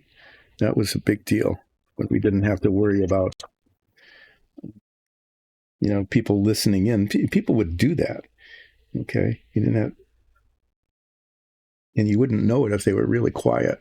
But if you had a party line, they could pick up their phone, and if you were on the phone, they'd just listen in. Didn't need a phone tap or anything. Sometimes you'd catch them, like there'd be a dog barking in the background or a kid making noise or something, and you go, "Get off the phone!" I'm making a call. It's private. When you'd wait for it to click. At least you hope that's what was happening. Um, so, yeah, it was really, that was all really very funny and different, very different situation than it is now.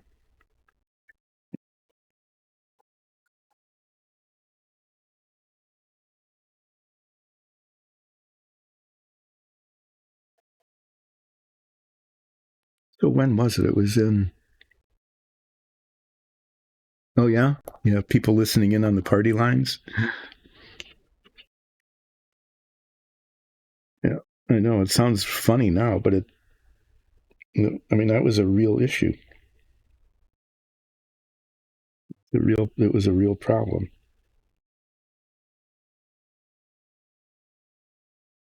My grandparents eventually got a private line. You know, in the house I lived in, it was always just a private line. But I don't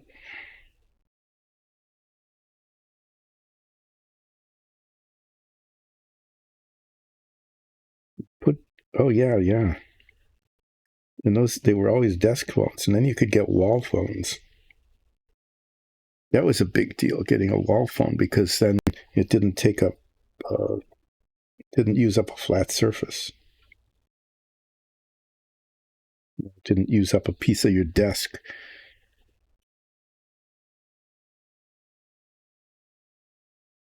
All sorts of innovations came out.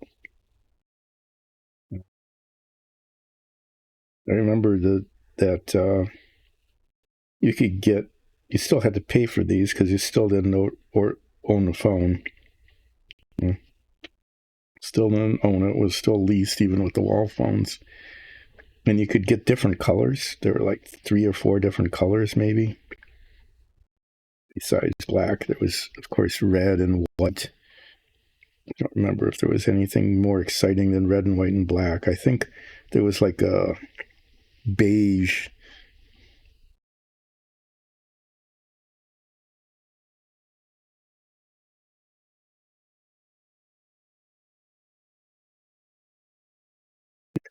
I think our wall phone was beige.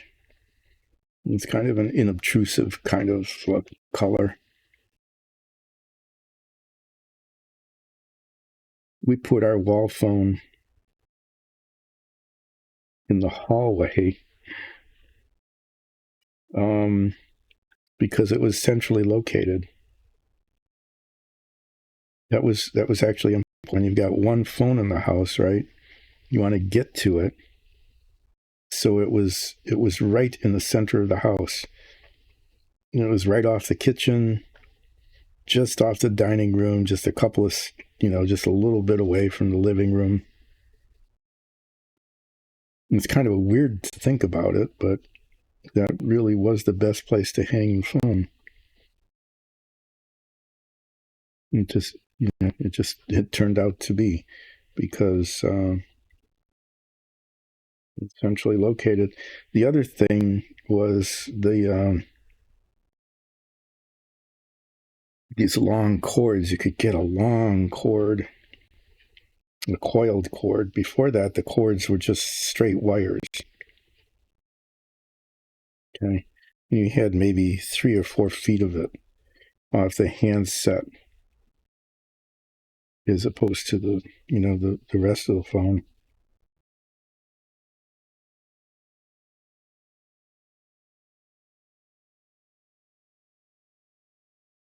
So if you're on the phone, you couldn't get more than a foot or two away from where the phone was, sitting on the desk. Sometimes, yeah, you could see this even in old movies and things. This was actually a true. Oh, yeah, the cords. Mm-hmm.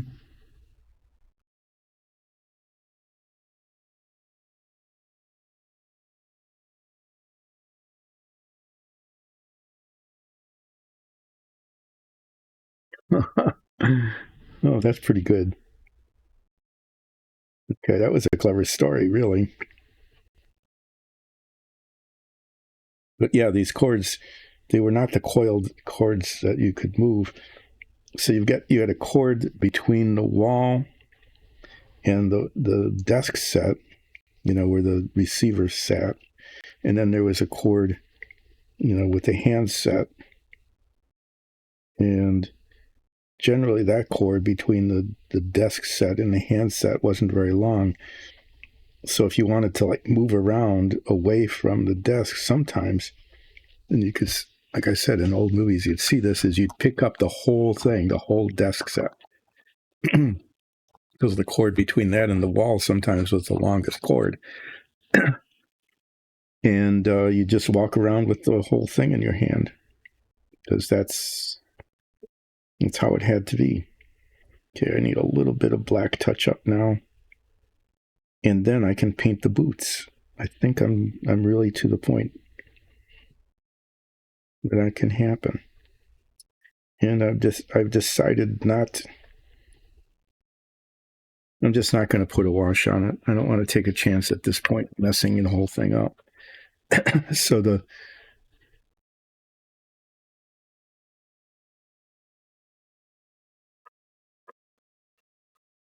what was the name of that? Was that a movie, or is it? Was it like a story, a written story? It sounds interesting. That's okay. Just thought that if you remember what it was, maybe I'd be interested in reading it.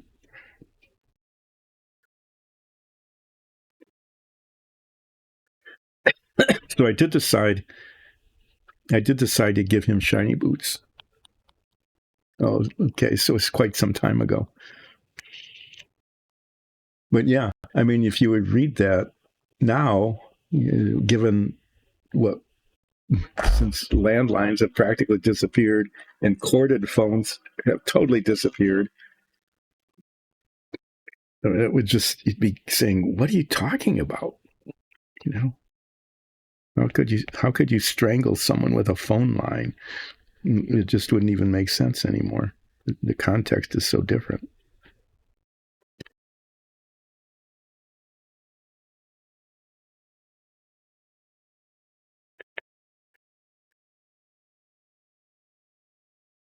So yeah, the big innovations like private lines as opposed to party lines, the kind of coiled cord. Oh, it's really is. I mean, I'm assuming when you write one that you start at the end, that you start at the end of it, and then kind of come back to the beginning somehow.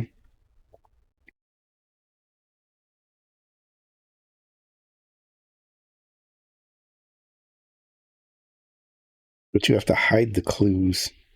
Yeah, it has to be internally consistent. That's the tricky part, is keeping it internally consistent, but at the same time keeping things hidden.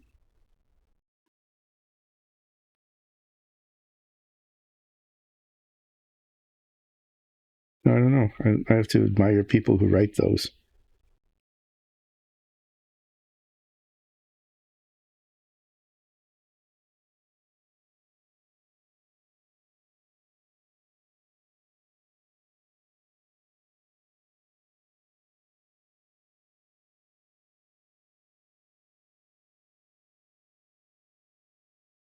It's good from one angle and not from the other. I think I'm just going to not mess with it.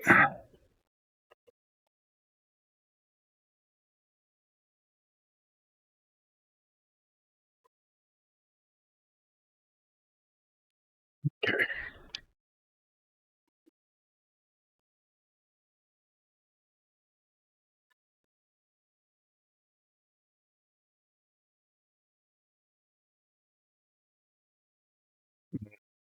Yeah, you can't. I really think they have to start at the end so they know how it finishes, so that they can, you know, go back in time, kind of like just seriously writing it backward. Um, so that the ending makes sense that the clues are all consistent. You don't want, you don't want a situation where it's like, oh, well, that was a nice surprise ending, but it doesn't make any sense in the context of everything else that went on.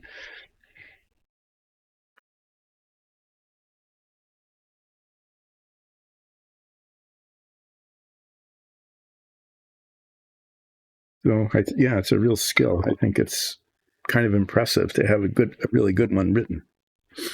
Um, Before I paint the boots, I do need to take a 5-minute break. I'm not even going to bother with the break screen. I'll let you look at Porco Rosso here, but I need to take a break. So I'll be back in just a couple of minutes. Okay.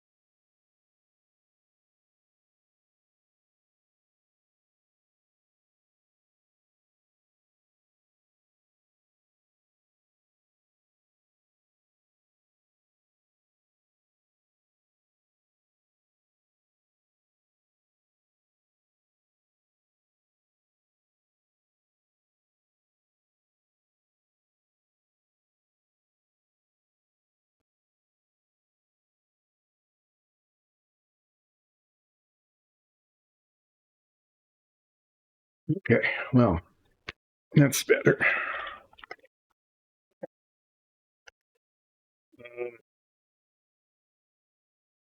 So I'm going to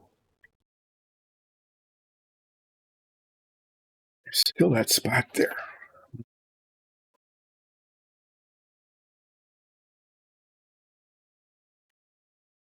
Still a little spot that just is annoying me to no end. I'm going to just touch it up just because it's so annoying. I don't know if you can see it, but right here.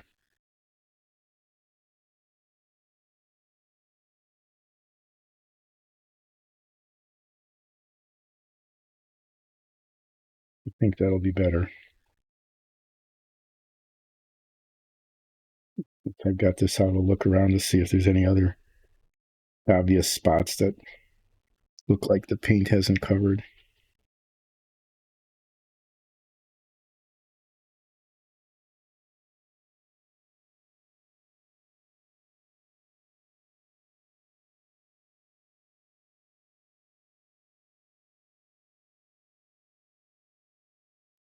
Oh, yeah, I think for the most part, I'm satisfied with how this came out. I just need to paint the boots.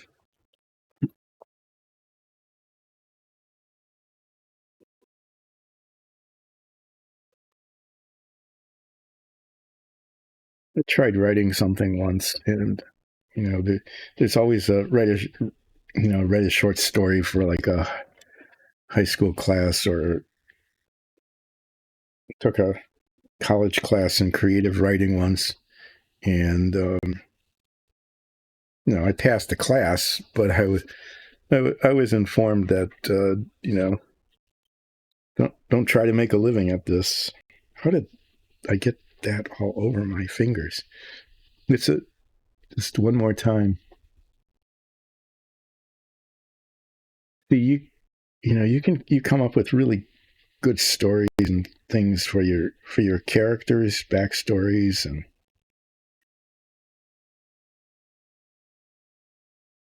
what I'm doing is I'm getting paint off my fingers here where there was a big blob of paint that I don't know where it came from. It came from the brush.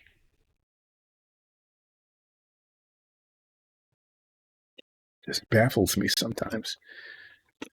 Baffle about how paint can get there. What did paint get here from there? Just completely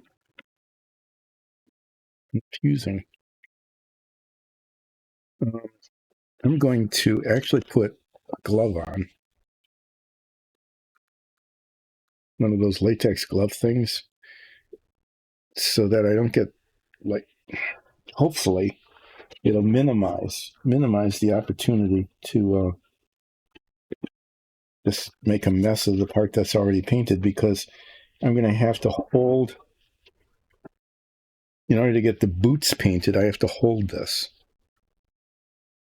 I can't, I'm not going to stick its head in the sticky tack.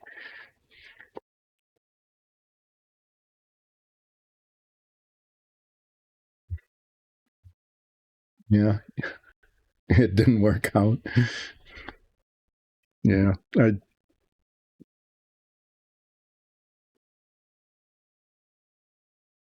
thought I had some clever ideas and was writing a good story, but I was informed that I had no future in creative writing. That if I wanted to do it, for my own amusement, that's about as far as it should go. That it was unlikely that other people would share in my own amusement.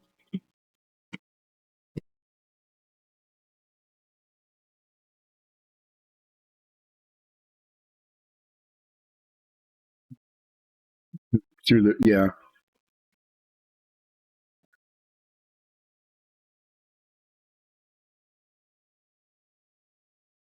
no, and you always have to, when you're writing these things, is you've got the one pathway that makes sense, right?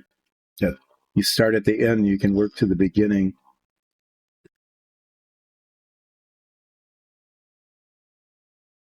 What was the glaring detail? Overlooked one glaring detail. What was that?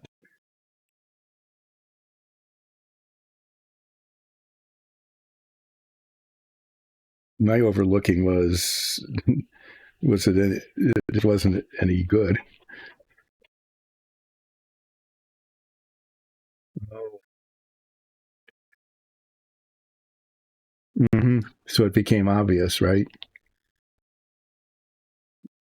So it was too obvious.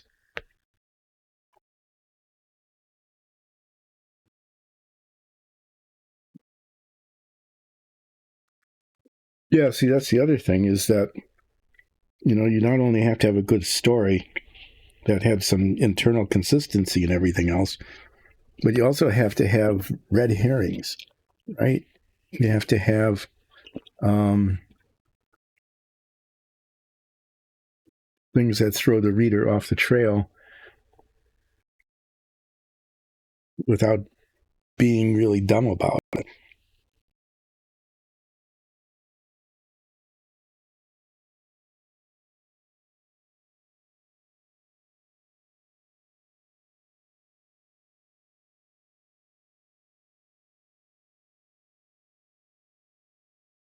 So it's like writing a whole bunch of stories at once.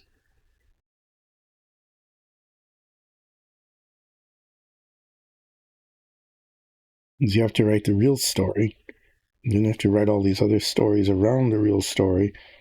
They're all kind of compelling and misleading without being, like a real lie. You don't want it to be so obvious or just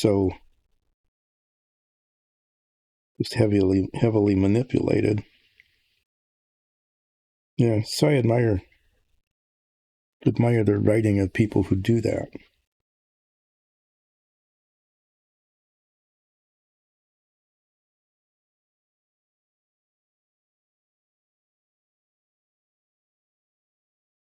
But I was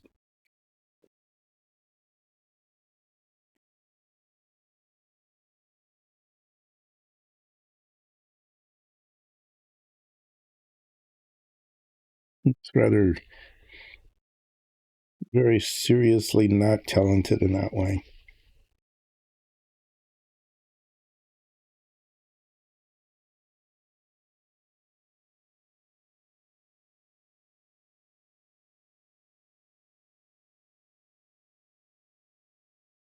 It's a little bit, as I'm thinking about it, kind of like close-up magic, like card tricks and stuff, right? Where what's really happening is really happening. Okay, there's no lie involved, but there's just a lot of misdirection, and the misdirection is entertaining and believable, but that's what throws you off of what's really happening, which is why close-up magic works. So it's really it really is just like a written form of that, I think. If one were to, draw an analogy.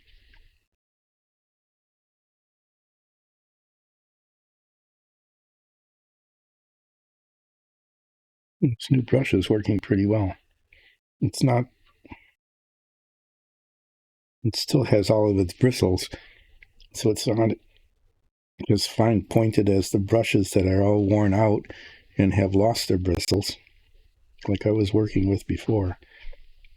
But it's pretty easy to control. I shouldn't say that before I'm done, though, because that's when I bash the brush against an already painted surface and make a huge mess. Okay, now he's got shiny boots. I think I like Porco Rosso having shiny boots. Now what do I do with it?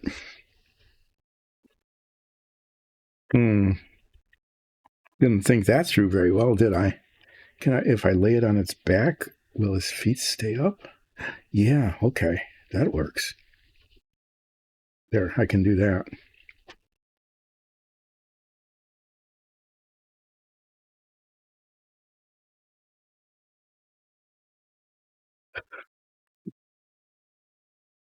And I want to paint the bottom of the boots.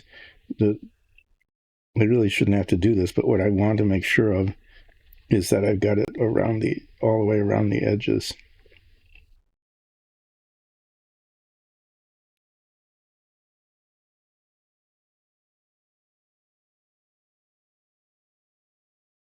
Okay. Ta-da.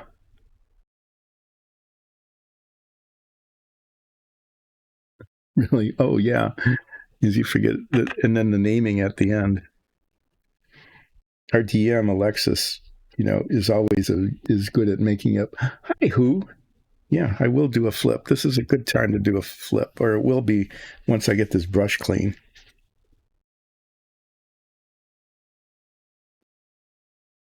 And then I will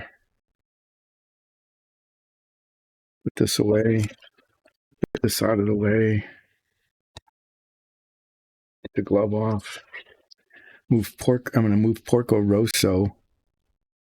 Move Porco Rosso over here, out of the way of the flip. And this will be my flip landing spot. Take these off. Thanks for joining in, Who. Say hi to Aman. And I'm also going to take a moment just to throw this in the trash because it's really in the way.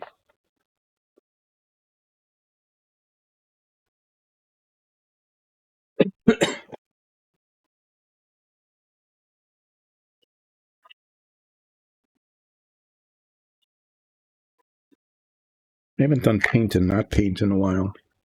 Let's flip paint and not paint. So I got the Porco minifig pretty much done. Paint, not paint, not paint. Way out of the way. That was not good. Paint, 2-2.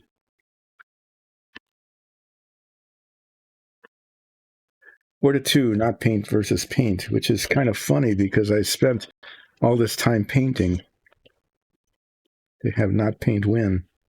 Huh. It's kind of interesting. I have to get a judgment about this. This is a base for the Porco Rosso. I wanted it to look like a beach, so I actually put sand on it. I think it came out okay.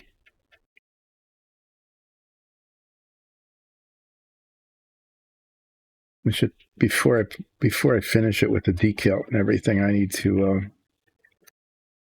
to get an opinion. I think an expert opinion about whether this is okay, and I can just leave it as is, or whether I need to like clean the whole thing off and start over. It's just the stand, right? So it's not the most critical thing in the world, but I also don't want it to look stupid.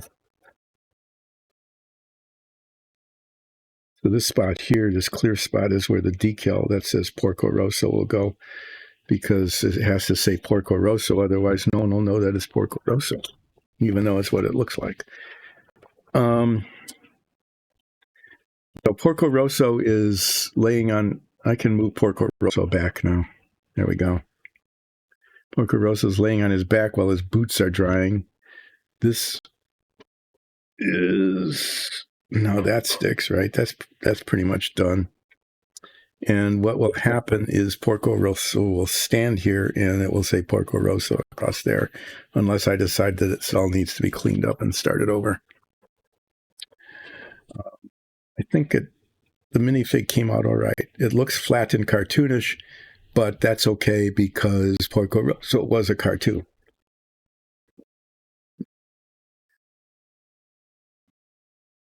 What I'm going to do now, since the Savoia is done, the plane is done. I could work on my. There's a magnet on the bottom of this. It's stuck to the top of the jar as I was trying to set it aside and get it out of the way, and it almost got knocked over and made a mess. So other than putting a whole lot of paint away, cleaning up, which is something that needs to be done again, is I could work on putting a base coat of metallic on my maxi fig, or I could move on to the very next thing I'm going to be working on. Oh, this, by the way, that's the Porco Rosso that's going to go there. Porco Rosso there. It's a decal. The rest of I decided not to use that. I don't like the way that looks. And then this is in Japanese and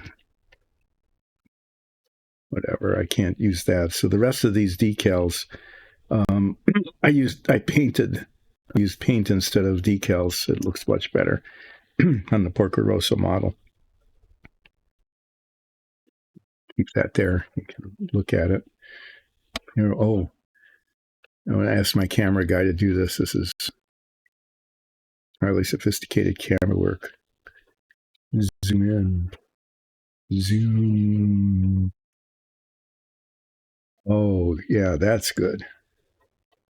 That's good. There we are.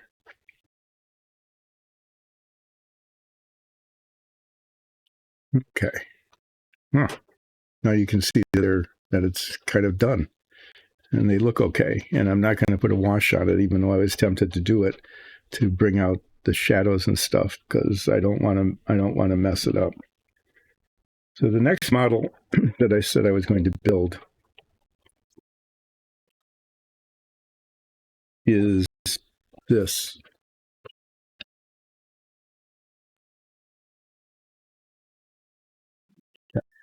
Which is a remake of the model that I built when it first came out. This is a reissue from the 70s. The model came out in the 1960s after allegedly, this car won the Indianapolis 500. I say allegedly because I am convinced that this reissue actually isn't a model of the car that won the Indianapolis 500, but it is a re-decaled version, not even very well decaled version of the one from 1964. And I've got,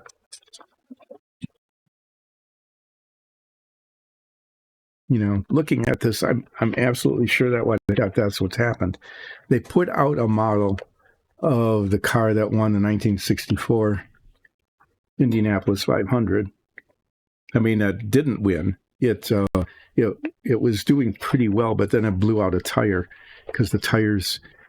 It was the first time a rear-engine car was running in Indianapolis, and the tire blew out, and they stopped. It was the car crashed and the tire blew out, and there was a second one that was running, and they called that one in because it could potentially suffer the same fate. And they issued a model of the 1964 one that didn't win, okay? And then this one, number 82, did win in 1965. But this model is this car. This is the car from 1964. And I was really convinced that was the case because of a couple of things. One is the decal here on the nose. It says Lotus powered by Ford, okay? If you look at the pictures, even though these are nicely black and white, you can see the 64 car had Lotus powered by Ford, but the 1965 car did not. Okay. The 1964 car here, there's a very clearly an ESSO decal on the 1965 one that isn't on the 64 one. This one doesn't have it. The 1964 car had its velocity stacks exposed here, like that, and like this. And the 1965 car had a cover over them. And it wasn't exposed. But the most telling feature, and this is what I was really looking for when I was looking at these pictures, is the nose. You can see that the 64 car kind of swoops up from the bottom, okay? And the 1965 car doesn't. It slopes down here. You can see that difference. It swoops up, kind of flat, and then swoops up. And this is more tapered to a point. And look at this. Swoops up. So this model is a lie. I built this when I was a kid, right? I did that. Oh my, okay. Huh. Look, there's the ESSO sticker. That should be on the nose. It should be right here. Okay. And whoever built this model put it back here under the engine, the intakes for the engine. The other thing is that the decals on the side, okay, I haven't opened the model yet, but I'm pretty sure that they are this. I'm pretty sure that they are this, as opposed to this that has the big advertising all over the place. When I bought this model, whoever sold it to me actually included an aftermarket set of decals that are appropriate to the actual number 82, and as opposed to the number 92 that didn't have that. But yeah, I saw the difference, especially in the nose of the car, and it's obvious that what this is this is the 1964 car renumbered to look like the 1965 car with the 82 instead of the 92. Um, it's it's just hilarious that testers came out with this, and they call it the famous Ford. They tell the story about how it won the Indianapolis 500, and what they did is they cheated, and they used a model that had come out the year earlier. Oh, there was no. They never put flames on race cars.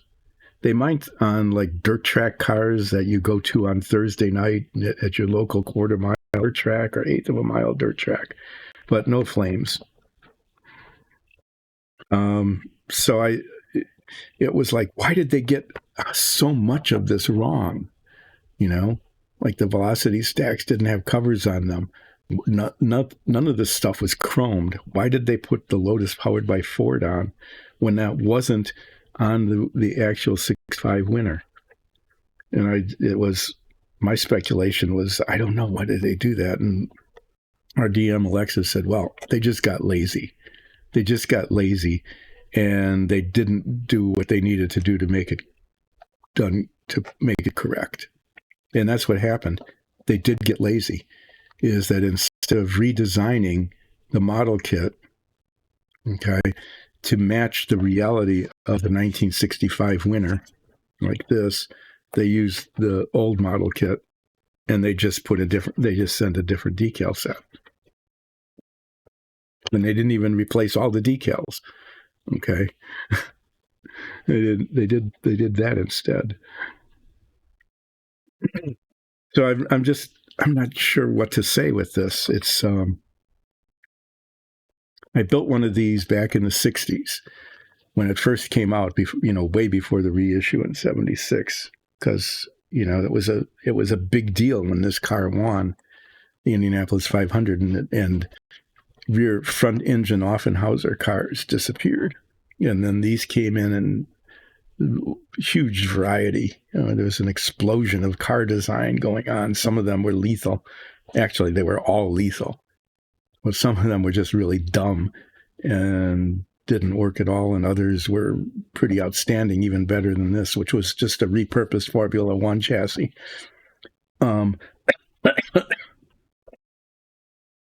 So I bought this as a nostalgia thing, kind of like the nostalgia thing for the submarine that I built last year.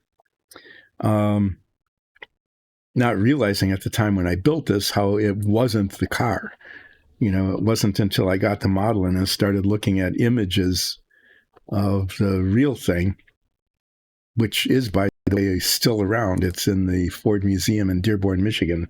I've got Polaroid pictures I took when I visited there of, So I've seen the real thing. Okay. I've seen the real thing and have pictures of it, which is interesting because even the real thing isn't the real thing. This, look at these. Okay. The same car at different times. This is the decal. These are the sponsors and things of the car that won the 65. And this isn't. You can see that there's a difference there. In fact, I think this was before they did another restoration of it, and then they reproduced the car as it won the race. This was like during practice. So yeah, I've got pictures of the real car,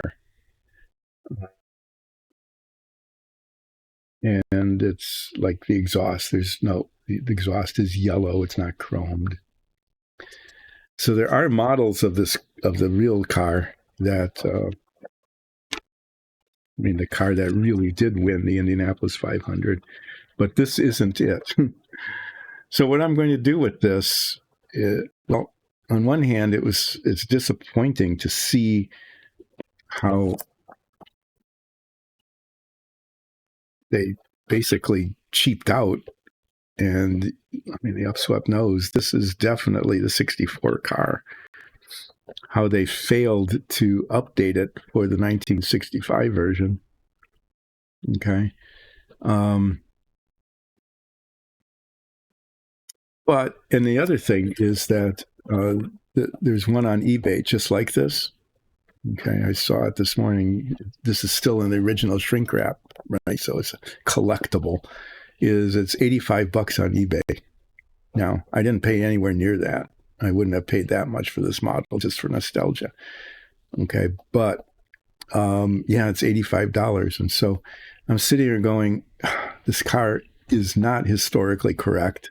It's just not in so many different ways, and it might be worth $85. So nostalgia or no nostalgia, do I build this car? You know, or do I just say, no, this model sucks. It's wrong in so many different ways, and try to get 80 some dollars for it. So I posed that question this morning. It was like, well, go ahead and build it. Why not? Even though it's not correct. Well, there's not much I can do about the shape of the car because it's shaped like this, not like this. I don't know. I can't rebuild the entire thing. Then it's not. Then I might as well just build a scratch model, right? I can, instead of using the decal for the stripe, which is tacky anyway, is I can paint the stripe on so it doesn't have Lotus powered by Ford on it like the 1964 car did and the 65 car didn't. I can paint the stripe on. It would look better painted on anyway. And then cut out the 82 from the decal. Very carefully cut out the 82, which I'm sure is in here, and put that on. Okay. The side decals that came as an aftermarket, I'll use those. There's no chrome on the real race car. They didn't chrome things. So all these chrome parts, what I can do is I can prime them, and I will paint them aluminum, different shades of aluminum sometimes, so that they look more realistic and less like a plastic chromed model. And paint the exhaust yellow. The interior is absolutely totally wrong. It did not have a green seat with a yellow stripe. It had a red headrest, and the rest of the seat was black. I know that because I have multiple images of it. But that's paint. I can fix that. And then we have some 3D printers. So what I'm going to try to do, what I'm not going to do, but I'm asking Alexis, is to try to fabricate covers. No, they won't be quite accurate. They won't have all the same curves and things, but fabricate covers to go over the velocity stacks like the 65 version had that the 64 didn't. And so I can make this model, other than the nose, which I can't redo, I don't think. I'm not sure I can't rebuild it because it's like one single piece except for the very nose cone. Even that might be a single piece.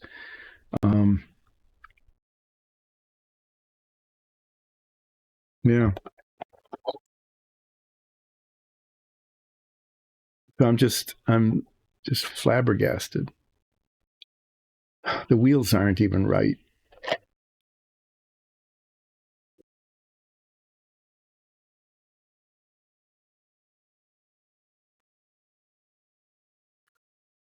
I think the tires actually have Firestone on them. The tires for the real car had a yellow stripe on them right around the edges. But even the restored version in the Henry Ford Museum doesn't have, they didn't get the yellow stripe on the tire. I don't know. They probably could have if they could have done that.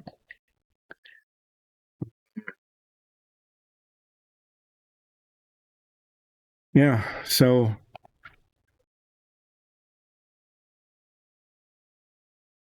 workable steering. Oh God, I remember that. It didn't work. All the parts are really tiny. Okay, but the steering wheel actually is connected to the front suspension. So if you turn the wheel, it's supposed to actually make, when you turn the steering wheel, it's actually supposed to make these wheels turn.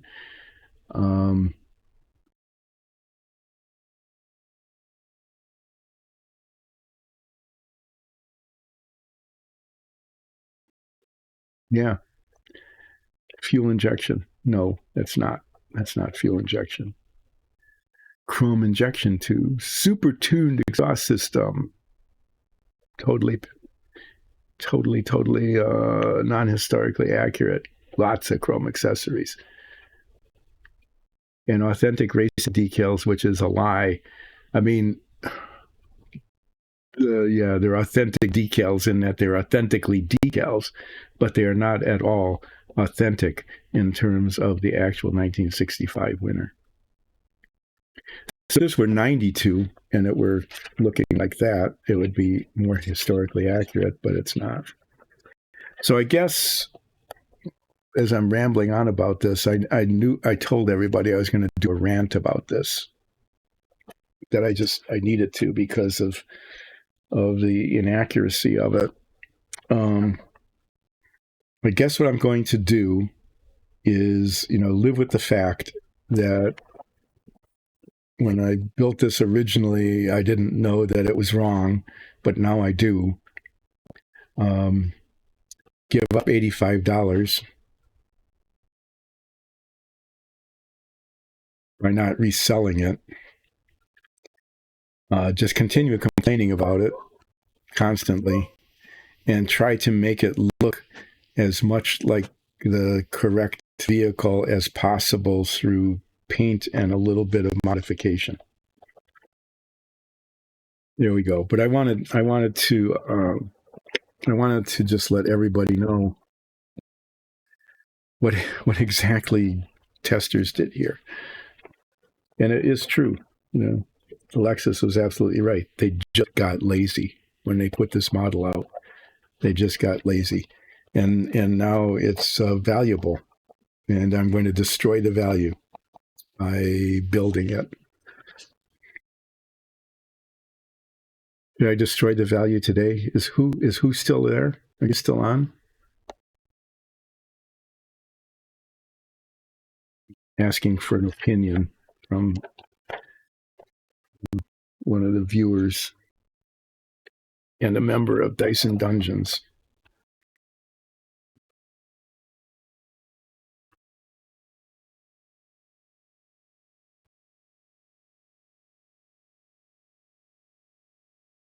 So these are the aftermarket decals.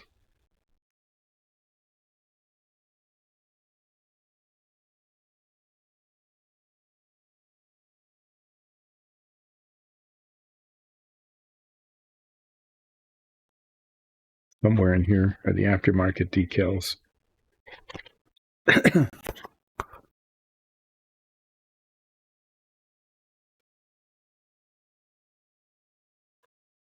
I hope so anyway. They used to be here.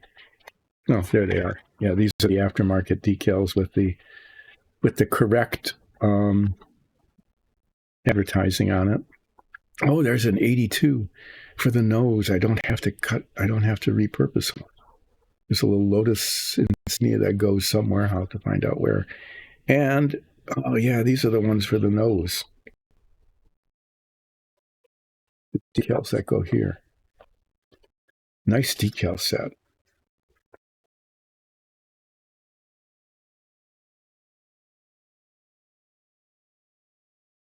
Okay. Yeah, I just have to. I think the little Lotus logo goes here. I think it goes up here on the nose. I'm pretty sure that's what it is. Okay, well, it's nice to have these. It'll make it a little bit more accurate anyway.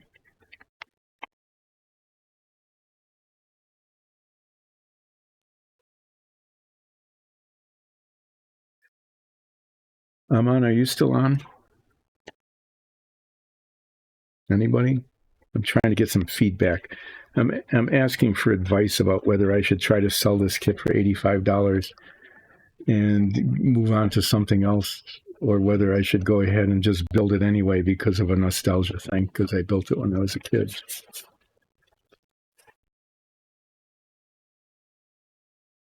It was an easier decision before I saw the one on do not just give it up.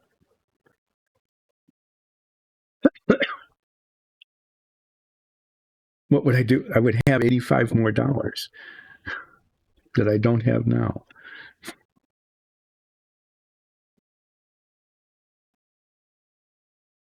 Like, what can I do with $85? I could buy like 10 dozen eggs, maybe. What would I do with all those eggs? I don't even like eggs particularly. That would be a bad investment. I could buy, no. So I can either build a nostalgia model that's historically inaccurate, trying to make it look as close to accurate as I can, which will be a lot of work. Is that bad advice, Who? To just destroy $85 worth of value by, if I just take the shrink wrap off, if I took like an X-Acto or one of these little knives here, if I took this and just cut the cellophane, I'd probably destroy $40 worth of value just like that.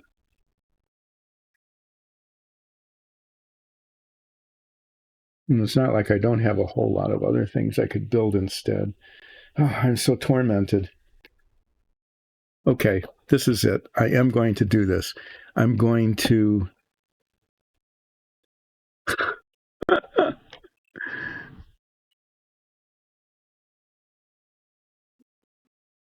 So once I open it, it'll be done. The value will be half destroyed already because the shrink wrap makes a big difference for people who just buy these and then let them set. Actually, I've never really understood that. It's just having model kits just to collect them. I have to say that I've got a ton of model kits that are just sitting here that are never going to get built because I thought I would have endless hours of nothing to do but, relive my childhood by building plastic models. That turned out not to be the case. I didn't really build them until this stream started. But yeah, so this is only worth $85 to somebody who would never build it and would just look at it and say, look at that. There's a cardboard box with plastic inside of it wrapped in cellophane. Isn't that amazing? Mm-hmm. Or I can take a model that is historically inaccurate, will never be totally accurate, and spend a good deal of time trying to modify it to look as close to the real thing as possible. Yeah, maybe I'll just do that. It'll be a challenge. But I'm going to wait until Wednesday. Okay, come back on Wednesday, and I'm going to take one of those little X-Acto knives and destroy the value of this kit. Okay, I made that decision that I am going to actually build this and try to modify it as much as I possibly can at my skill level to make it look like the real car as opposed to the one from the year before, which this is. Well, there is one cool thing about this. I'll just point out, and then I'll talk about race cars. I'll save that until later because I saw race cars be essentially the same for a long time, maybe a decade or more, until this car came along. Actually, the one the year before, the one that is this real model, but the 1992 version of it. The number 92, 1964 version of it, until this one came along and just changed this kind of racing completely. So, yeah, building this will give me something to talk about because I'll be able to talk about racing as it was when I was growing up in the 1950s and 60s and how things changed during that period of time and what it was like. Watching them and hearing about what happened to the drivers. So, yeah. Come back on Wednesday. Come back on Wednesday, and you will see the destruction of collector value. I'm going to wait until some people get in on chat, and then I'm going to destroy the collector value of this kit and begin the process, the arduous process of trying to make it look like the correct car. In the meantime, I would encourage, cajole, beg everybody to check out our Dungeons and Dragons show. Dice and Dungeons is a group of family and friends who puts on an amazing Dungeons and Dragons show. Our previous episodes are on YouTube. That's the best and easiest and quickest way to become familiar with our show. And then maybe you can start catching it live with a live, it is live, with a live chat. It's a recorded show, but with a live chat on Sundays at 2. And I would also ask people, if you're up and willing, to become a subscriber and a follower of Dice and Dungeons, this stream, but also our show. And maybe go to patreon.com/Dice and Dungeons and become a patron. And that would help support things like, I don't know, maybe like buying a bottle of paint or a new brush or a mini for the show. And so there's that. So on Wednesday, 2 things. One is, between now and then, I'll find out whether the sanded thing, looks okay or not. I'm going to get the go-ahead from the artist in our group, and I will attach the minifig to the stand, either with the sand and the decal, or I'll clean all of that off. That'll be fun to watch, and repaint it. But the Porco Rosso figure will go on here, and that'll be done along with the decal, one way or the other. And then I will then destroy the collector value of this kit by cutting off the shrink wrap and opening it and taking a look at what I'm actually dealing with on the inside of this. Yeah. So there, the Savoia's done. Oh, geez, there's so many other things. I still need to finish the Apollo. I was going to work on that over the weekend. I was going to work on the control panel stickers, and I didn't get around to it. So it'll be another while before I finally finish the Apollo, which is in pieces over there on the shelf in boxes. Yeah, I'm just going to wrap up here. Put on a plug one more time for our Dungeons and Dragons show, Dice and Dungeons and Dragons show. Amazing. Watch it, follow it, subscribe to it, patronize it. Finishing up Porco Rosso altogether with the final bit, the minifig, on Wednesday. And then, yep, I am now going to, without regret, dive into this model and work as hard as I can to make it look as close to the real thing should look as possible. I don't know if I'm going to be successful in making the working steering work. I do remember when I built this as a kid, I do remember putting it together and attempting to cement the parts so that the steering would actually work. And I think it fell apart. The contact surfaces are way too small. I don't know. Maybe I can do better this time around and get it to work. So when this tiny little steering wheel, if one can get their fingers in there at all, which I probably can't because it's way smaller than this, it's, turn the little steering wheel and have these wheels turn. I think that would be kind of cool, but I'm not sure if I'll be able to do that or not. We'll see. A lot of that depends on whether the adhesives work or not. So thanks everybody for dropping in. I really appreciate it. There will be stuff happening on Wednesday. I'll be back at more or less 10 o'clock on Wednesday morning, finishing the Porco Rosso installation on the stand, either with sand or without. Find out on Wednesday which way it's going to go. And then starting on this. And then I'll move along with this, interrupting it periodically to maybe work on the Apollo and get that finished, and maybe periodically to work on my Seth Ralph maxi fig.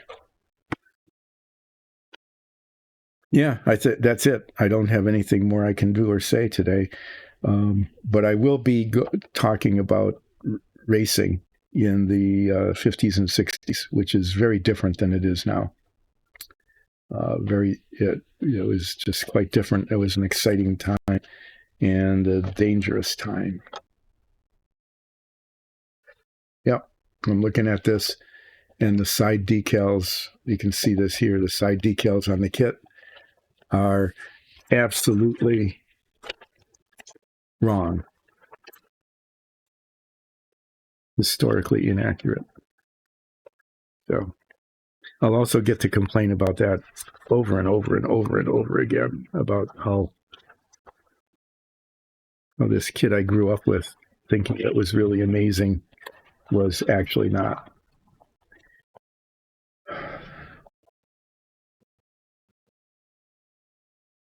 Couldn't hear the tapping. You can see me doing that, but the microphone filters.